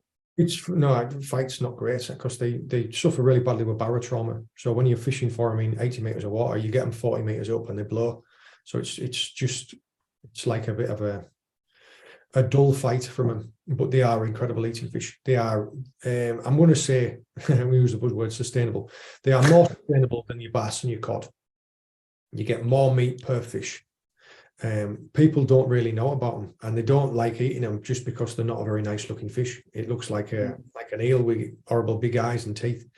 So you don't really see it in the fishmongers, but they are amazing. They've got a really subtle flavour, so they take on flavours well. So you could put it into like a curry really well, or you can make it into fish cakes, or you can make it into fish pie, or you could even where the fillets come off the back, you can cut them into steaks, and you could even cut through quite a meaty fish.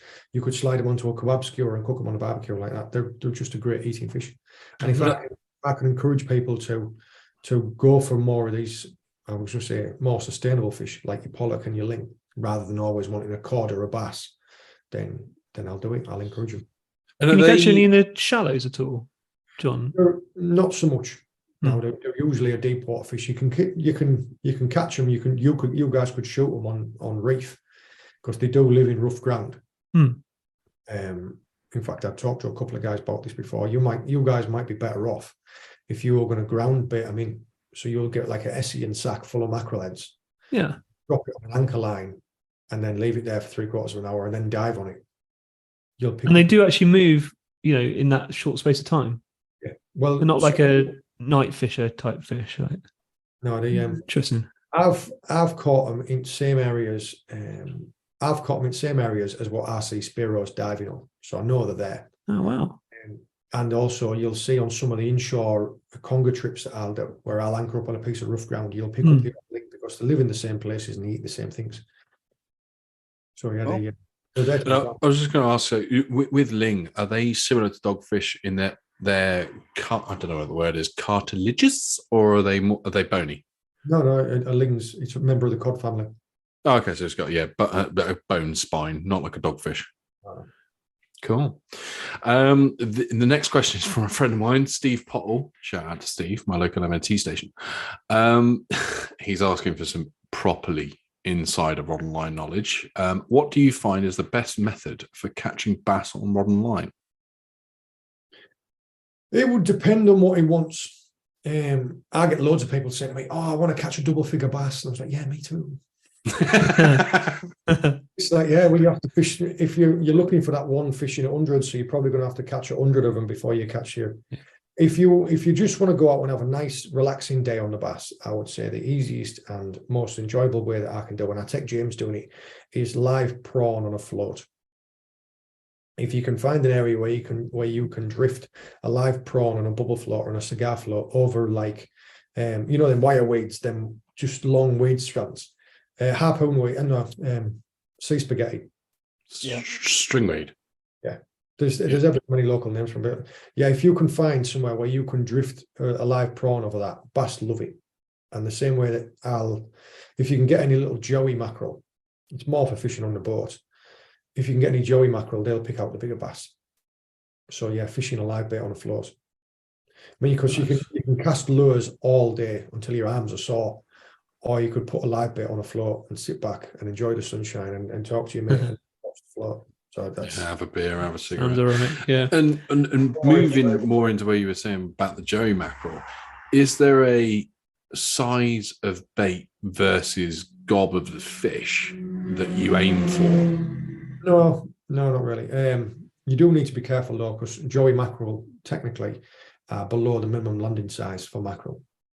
Now, there is a caveat into the Cornwall IFCA bylaws, being that you're allowed to keep mackerel on board if they're undersized, as long as you're keeping them alive.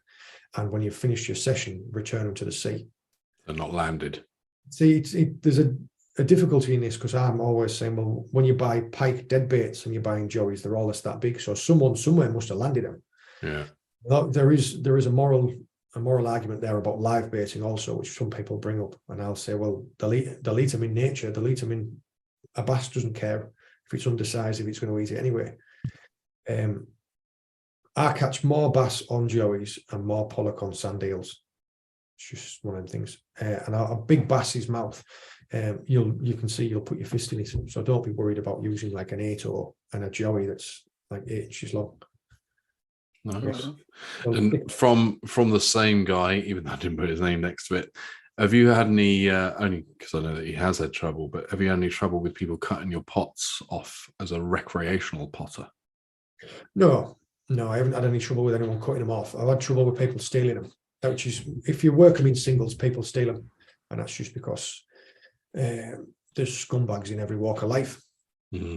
People will always want to take the easy option, being that they'll be opportunists. They won't want to put the effort into buying a pot, to work in a pot. They will just want to go out there and haul somebody else's so they can steal a lobster. That's some people's mentality. And unfortunately, you're not going to be able to guard against that, unless I was going to sit there for 24 hours a day watching my pots to make sure nobody goes anywhere near them. You're never going to stop them. And do you find more of that is happening now that you've got a bigger YouTube channel? Not particularly. No, it happens. It happens to people who don't have a YouTube channel. Fair enough. So it's rife down here, and especially in the middle of summer, when you get more day boats out and more. I'll be careful not to be too scathing in my remark, being that it's generally your locals, your people who understand it, people who understand the work that goes into it. We're respectful. You respect it. They respect like the work that you put in. It's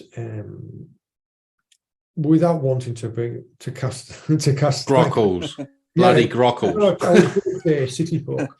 Yeah, they call them a different name in Cornwall. Emmets. That's it. Yeah, Emmets. Generally, it's people that they don't have an awful lot of respect. And that's definitely. they're the ones. Jet ski owners. fucking jet ski owners. He's blaming for everything.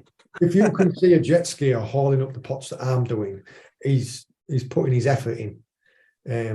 Yeah, and there was a few photos at the end of last year of a guy very proud of pulling a pot up on his jet ski in Brixham. I shared that. Yeah, I think it was you that I saw it on, and it was just like, are you a fucking idiot? Like, you do realize you are going to get hung, drawn, and quartered. Breaking the law and then proud of it, so he posted about it. I just thought, absolute fucking moron, honestly. While we're on the subject of breaking the law, and I'm going to ask this question because I saw you liked it earlier on Facebook, John. So obviously there's 2 commercial potters that got done recently for bringing in lobsters that were buried. Do you think the punishment was fair, or do you think it should be a bigger punishment? Was that fucking Cornwall lot? Yeah. Be careful, because they're a proud breed.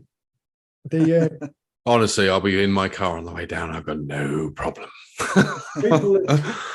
The thing that you have to understand is, now those 2 in particular, one of them deserved to have the absolute book thrown at him, because he was waiting to go to court for landing pregnant lobsters and was caught landing pregnant lobsters. So he was caught landing.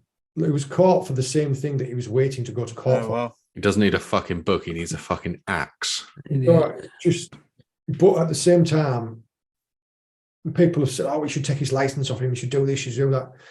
Those businesses employ people that you don't see. So if you can't punish like the people down. I won't use their names because people who don't know. So if you've got one boat, and there are 2 people working on that boat, there's probably 4 people that work on shore that support that boat or that sell stuff through the shops. If you take their license off them, you're not just stopping them. Them 4 people on shore, they didn't do it, but they're the ones that's going to lose their jobs, and it's their families that are going to suffer also. So you've got to weigh things like that up. See, the only thing that I've got on a bit of an argument with that is because of the fact that I'm a business owner and I am the top of the tree of my family and my business. I've had it where, let's use an example from a few years ago, where I used to employ a semi-part-time mechanic who was really, really good at his job, but for some reason on this day let something slip. And that something was 2 of the caliper carrier bolts on the front end of the brakes on a fucking car. I've then driven it down to the MOT, got it MOT'd, and we've got it on the ramp and gone, we've done new discs and pads on this, and the caliper carrier isn't on. That is nothing to do with my mechanic and entirely my problem, because I'm the one going to go to court for corporate manslaughter.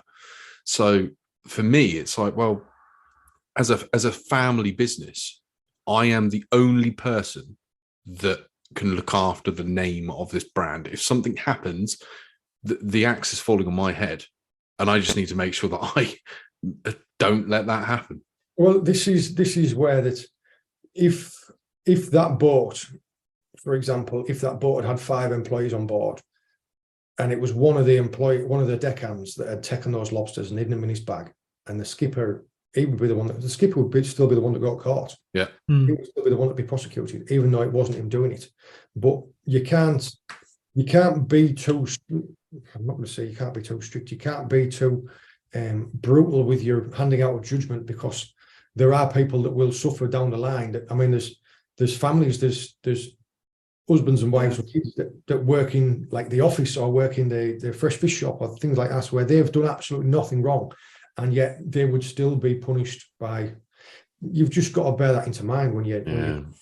You can't just, it is difficult, but it's one of those conversations where unfortunately the media grabs hold of it, and it is tarred with the same brush because they're under the umbrella. But that's all down to the head honcho at the top to make sure that if it happens once, fuck me, it ain't happening again. Yeah, I don't know. I don't know how they would. I don't know how they would do that. You've got someone there that seems to just be a habitual lawbreaker. Yeah. Now, I know I know what they would do if he was a burglar. Family, eh? Yeah. All they would do there is they would just say, right, well, if you've shown previous and you've shown a pattern, then they'll hand out a heavier sentence. Unless you're in America, if you're a burglar and you fall on somebody's knife, it's your fault because you should have put the knife away. But saying that, in some states you can get away with shooting them. So yeah, Yep. I wouldn't use those as an example if I was shooting. That's it. Moving on, John. What's something everybody in fishing should stop or start doing? I don't know. Explain what you mean.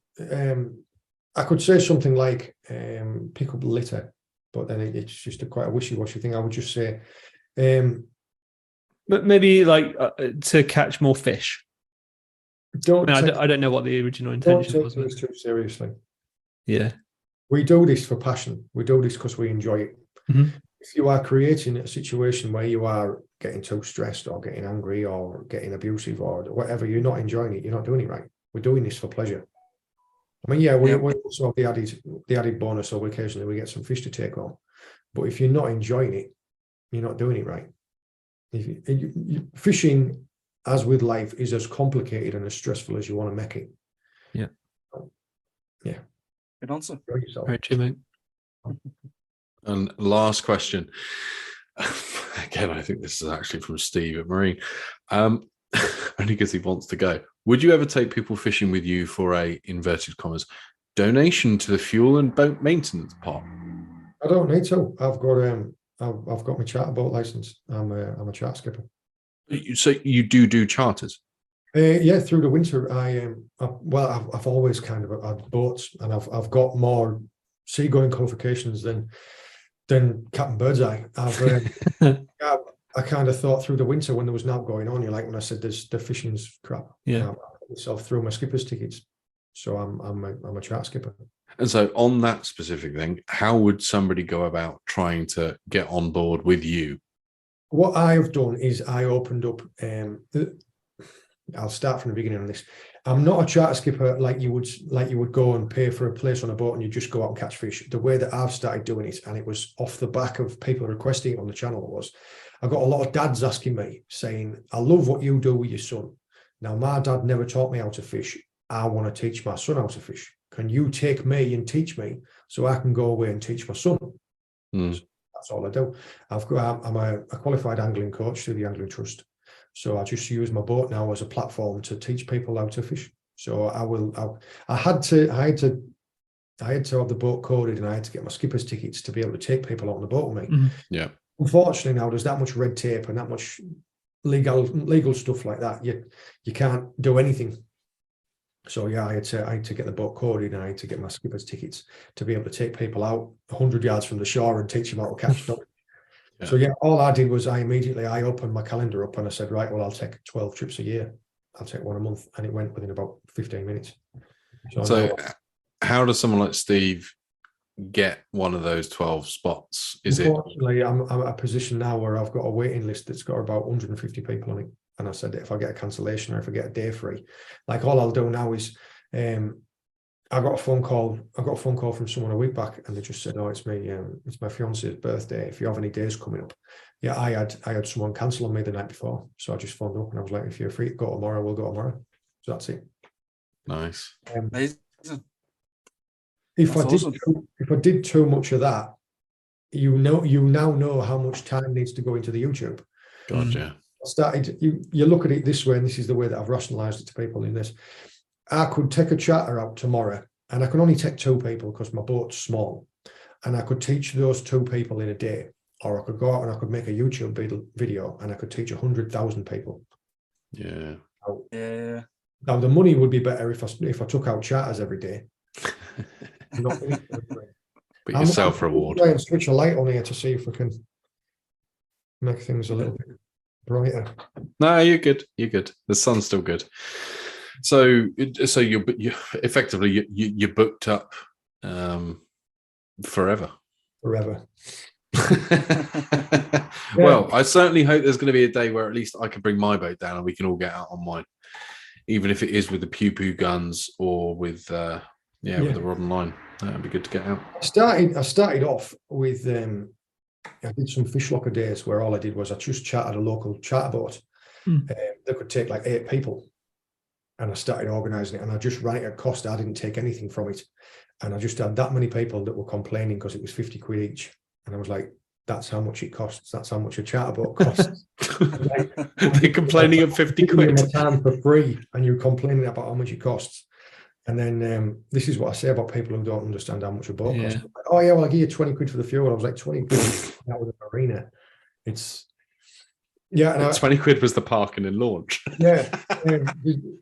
People were complaining because I wasn't doing like only Saturdays, and I had people let me down. And I just thought it's not worth it. I'm giving up my time for now when I could be taking my son out, or I could be making a video to help talk to folks, or I could be doing comments. So I'd said, right, I'll give it 12. I'll do one a month, and they went like that. So yeah, nice. Well, Steve is only small, so if you've got any like hand luggage that we can fit him in, I'm sure he will come at the thought of going on a boat with you. So we'll sort it out. Love you, Steve. Amazing. Anything else to say, boys? No, just thanks so much for coming on, John. It's been great to meet you. Loads of amazing advice in there for everybody. So yeah, it's just quite inspiring actually hearing about your story and how much passion you have for it. It's great. Thank you. I'm going to say the setup you've got there looks, it's quite flashy. That the camera, the picture quality is really crisp, and the audio. Is that what you do for a living? Yeah, I'm a techie. Yeah. Fuck off! You got an OnlyFans. You wish. This is the first time you've ever seen him on a podcast with a shirt on. Oh yeah, I did dress up for you, John. He's got board shorts on underneath, isn't he? No, he hasn't got anything on. If there's anything else that your lads want to ask or you want to know that you've thought about after town, because I've put you on the spot, just send me a message. Thanks, mate. Really appreciate it. I really appreciate coming on, John. Why didn't you not going to ask me where I get my scallops from, or like how bigger bass? We'll have to show you a few good scallop spots. We got a few up this way. They're decent. If ever you want to go out for a trip, by all means, come, give us a message and we can get you out up in Tor Bay. The fishing is pretty decent up here. And the other thing I want to say is everybody's talking, and the bass limit that I think, I don't know whether is in the process of being changed. I know that recently they've just changed the length of time that recreational fishers can catch them. But I see more bass than I see pollock. I think that's probably one of those situations where if you're thinking about pink elephants, you'll see pink elephants. If you were looking for pollock, you would see more pollock. Yeah, I'm really pleased with that, with the extension of the season, because it was something that I was kind of involved in. I had a couple of meetings with Jamie Cook, who was the new CEO of the Angling Trust. And he was kind of asking me, he said, "You're quite influential in the sea fishing scene. What could I do to make the Angling Trust more available and more available and more for sea anglers?" And I was like, "Well, you need a win. You need something to be able to show sea anglers that you're fighting for them."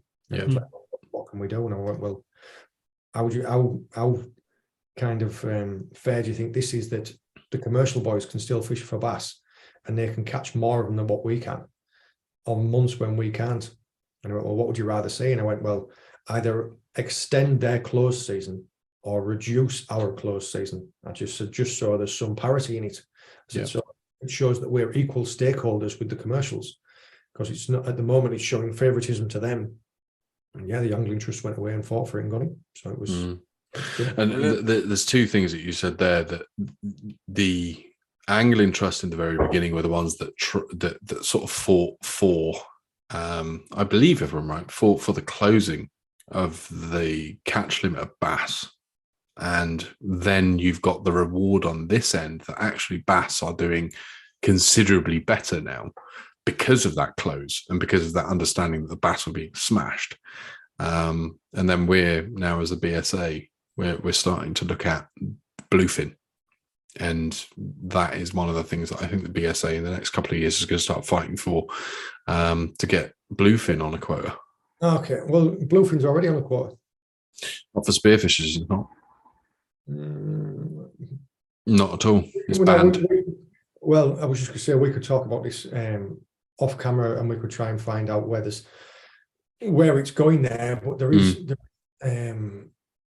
quota there to be taken. Whether it's maybe allocating towards being like recreational and spearfishing, because I know that there's lads in Guernsey and Jersey that have been taken on there. Yeah, so at the moment, I believe it's something along the lines of 5% that recreational fishing is allowed, but there's nothing that's been passed over to the bluefin to the spearos yet. But yeah, we'll have a chat. I can see why that's a good thing, because all you would get is you would just get a lot of people that would be really enthusiastic about sticking a stick in one of them. They've not thought it through. They've not got you would get an awful lot of wounding and not an awful lot of killing. Yep. So I imagine that the education is going to have to be at the forefront for that. Yeah. No, that's great. I thought this was going to take a different route there, because I'm questioning, sorry, it's that wasp again. I'm seeing that bloody wasp. You and I can both say there's more bass now than there was before. 100%. Until these tuna have turned up. Now, I've personally witnessed. I've been in amongst a feeding frenzy of bass, and there's been hundreds of them everywhere, and you can't fall off catching them until them tuna turn up, and they leave nothing but scales. Now they eat everything. It doesn't matter. It's mackerel, it's garfish, it's whiting, it's pouting, it's bass. They eat a lot. I think this is where you were saying earlier on that they're hitting tuna out of the water. Tuna are coming up and hitting bass and taking them out of the water and swallowing them. Now, them tuna are big and they need to eat a lot every day. Yeah. It doesn't matter what it is, they're eating it. So your bass shoals, your bass stocks are going to take an absolute pasting if them tuna stick around. But I think this is where the argument then starts going to be a really lengthy argument where if the bass shoals are bigger, if they are more frequent, there are more shoals for tuna to hit, so the tuna grow more. But then you get the waves, the similar that you do, and waves in time, and the shoal size, the similar that you do with spider crab, octopus, the bass. Maybe it's that actually we smash the tuna too hard and for too long, and we need to allow that equilibrium to come back. Now that the bass are starting to come back, the tuna are coming in to get them, and the tuna are then growing from that. And that's when then you get the argument into the commercials where they're just netting, inverted commas, and again, this is idiotic an argument, but netting everything and smashing everything and exporting everything, where it's actually, if it was only recreational and eat what you catch and left the sea alone, everything would get back quite quickly, I think. But it's a very long-winded argument. No, I think I'm not going to say you're dreaming, but it would be a bit of a pipe dream to say that there would be no commercial fishing and it would just be left for recreationals. I can shoot them all. It's fine. But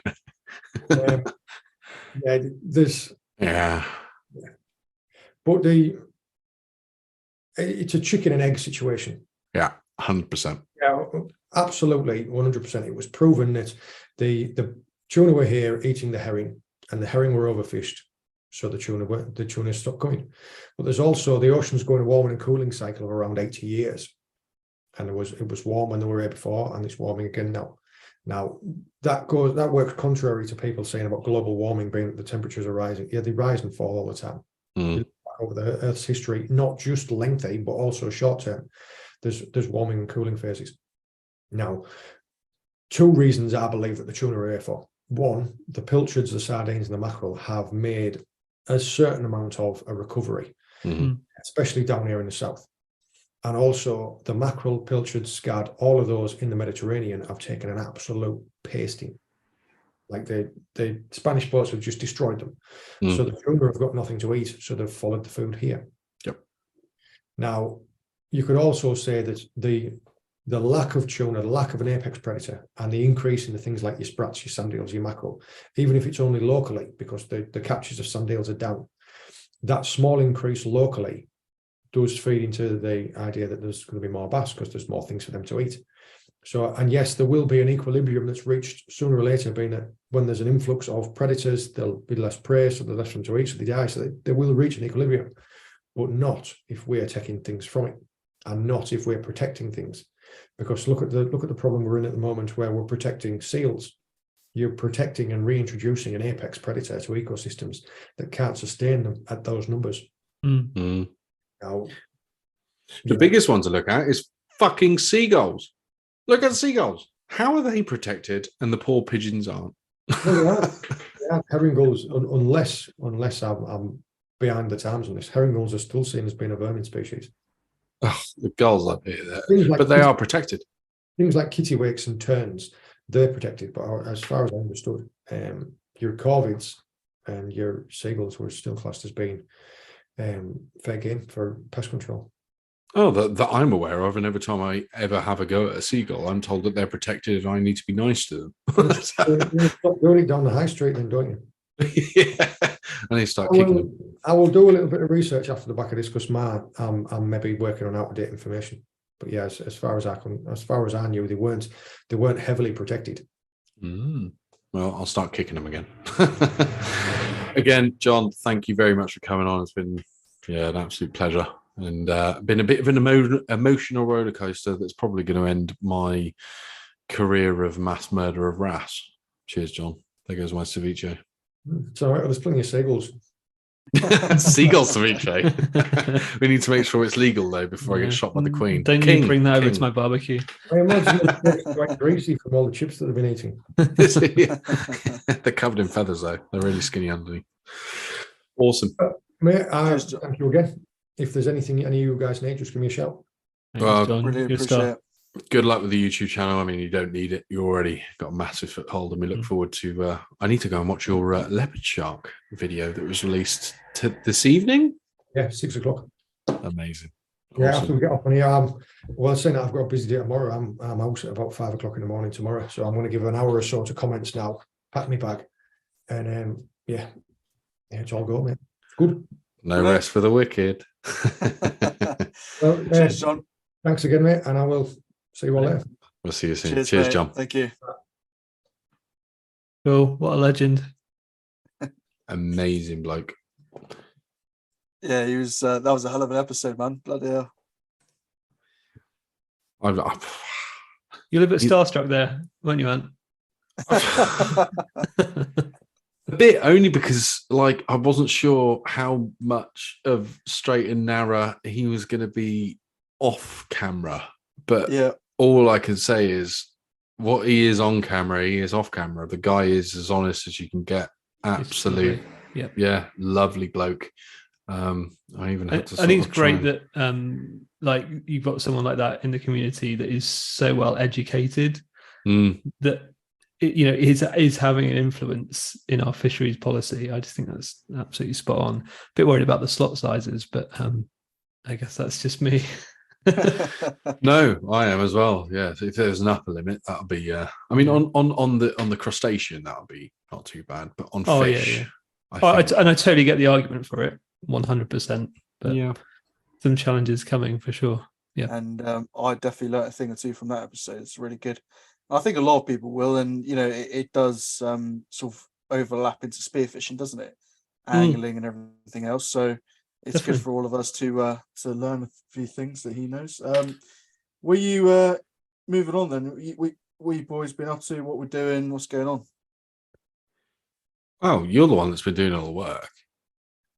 I have. So I've been busy in the background, sorting lots of sponsors out for the BSA. Yeah, it's pretty good actually. How many have we got? 5? Yes, we've got 5 sponsors on now. So I won't go through more individually, but yeah, we've got 5 sponsors on now. Anyone who's a BSA member can benefit from a percentage off of all of those sponsors shops, and we're doing this obviously ocean cleanup giveaway. But it's it sounds a lot fancier than it is. Basically, you just got to chuck up a piece of imagery, a picture or a video of you cleaning up a bit of it, plastic or whatever debris out the ocean. Just put a hashtag on it, and that's your entry basically. And then sort of like throughout the season, me and Tony will be doing live draws, and we'll be giving loads of gear away free. So all BSA members, obviously. Nice. So yeah, I'm kind of gutted. I was going to resign from the BSA committee earlier because we're not allowed to compete. Honestly, you've no idea. I was sat in the BSA committee chat, and Rich was like, can we do our own entries? And I was like, no. With the committee, we're running the bloody competition. The people that run the lottery can't enter. No. And he was like, fine, I'm resigning. And the hovering my finger did over kicking him out of the chat. But then I thought, fuck, the admin over then adding him back in. But yeah, for layman's term, it's only because I know what prizes are coming up. That's what... I've seen them as well. They're really good. So if you haven't already, in layman's terms, what Rich was saying was pick up trash and shit from the ocean and take photos of it and tell us your story in the BSA. There's some. I'm not underestimating. No, I'm not exaggerating. That's the word when I'm saying that there is some really, really good prizes throughout the year.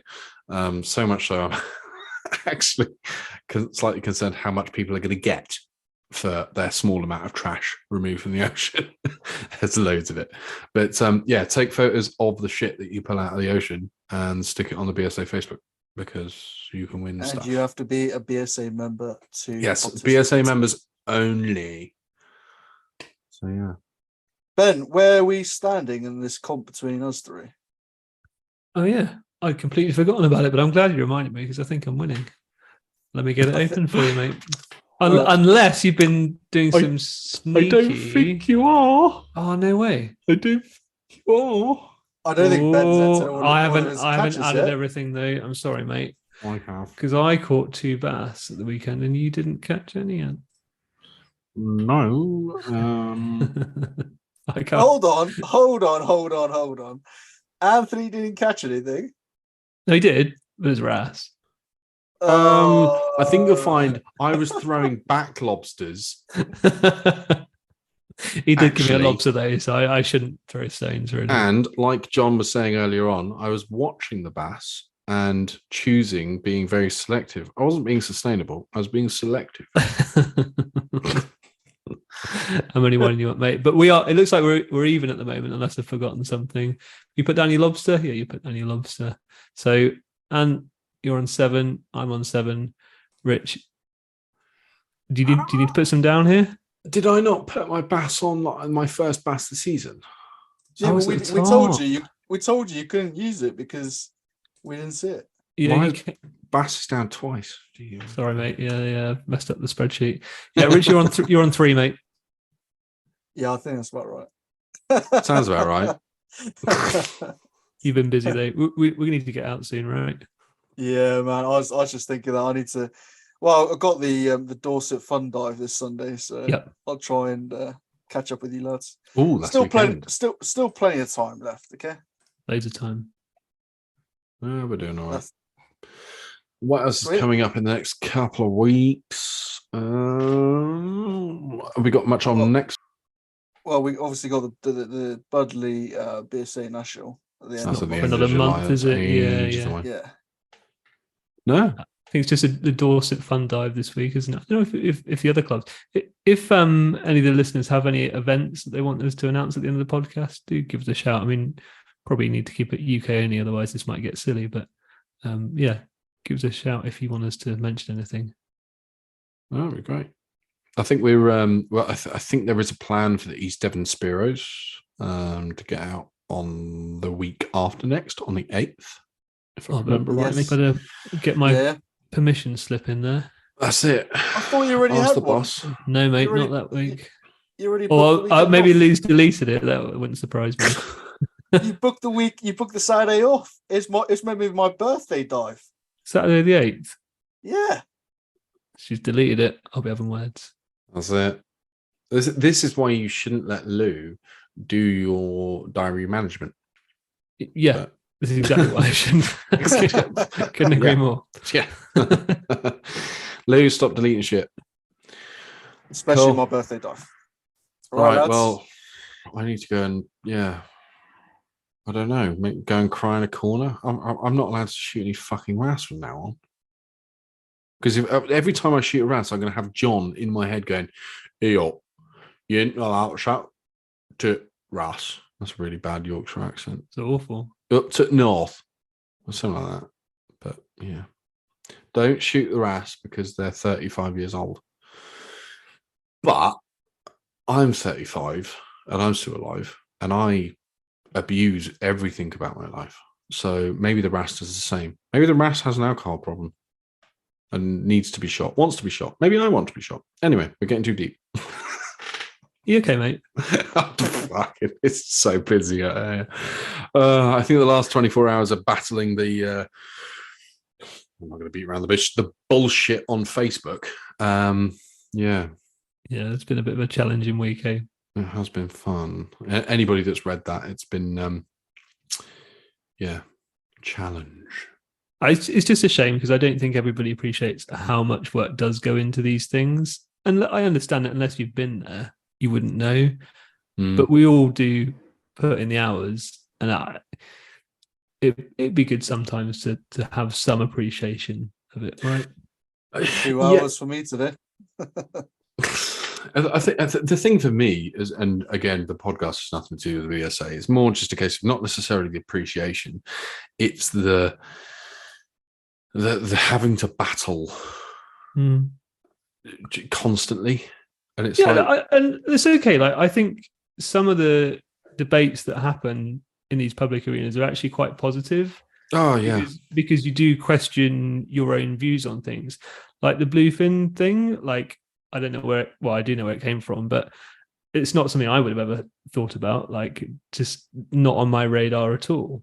But it's got a point, and John's obviously been thinking about it. You know, he was happy to talk about that as well, and how, you know, we kind of need to manage that fishery. That's not just something that we can just lock down, because that has an effect on other fish stocks as well. So, you know, I think there's lots of interesting things that happen in those arenas, but I think when it becomes personal, that's when it, that's when it needs to stop. Yeah. I mean, I've been thinking about the bluefin for a while, because that's one of my that's a goal. I would like, that's the pinnacle of spearfishing for me is a bluefin, and I've been keeping an eye on how the progression has been going for recreational, but also at the same time looking at how the BSA has been for the past few years. And trying to build it into a much broader and much more, you know, authoritarian thing. And I just think it's going to take time. It's not, you know, like I said in one of my responses to some Facebook stuff yesterday, Rome wasn't built in a day. And unfortunately, Rome was shot down, or at least a few holes poked in. And we want to build the BSA into something that is, you know, an amazing thing to be a part of, which it already is, but even more so. So it's going to take some time, and just to help if you can, because we're all after the same thing. We're all in it for the same sport. So enough of that. I want to go to bed. Right. Good night then, lads. And on a good note, John's amazing. Yeah, that was cool. I need to go and watch his the leopard shark in California. That looks amazing. Sweet. Right. I'm off, lads, so I'll see you later as well. Cheers, guys. Catch you later. Night, boys.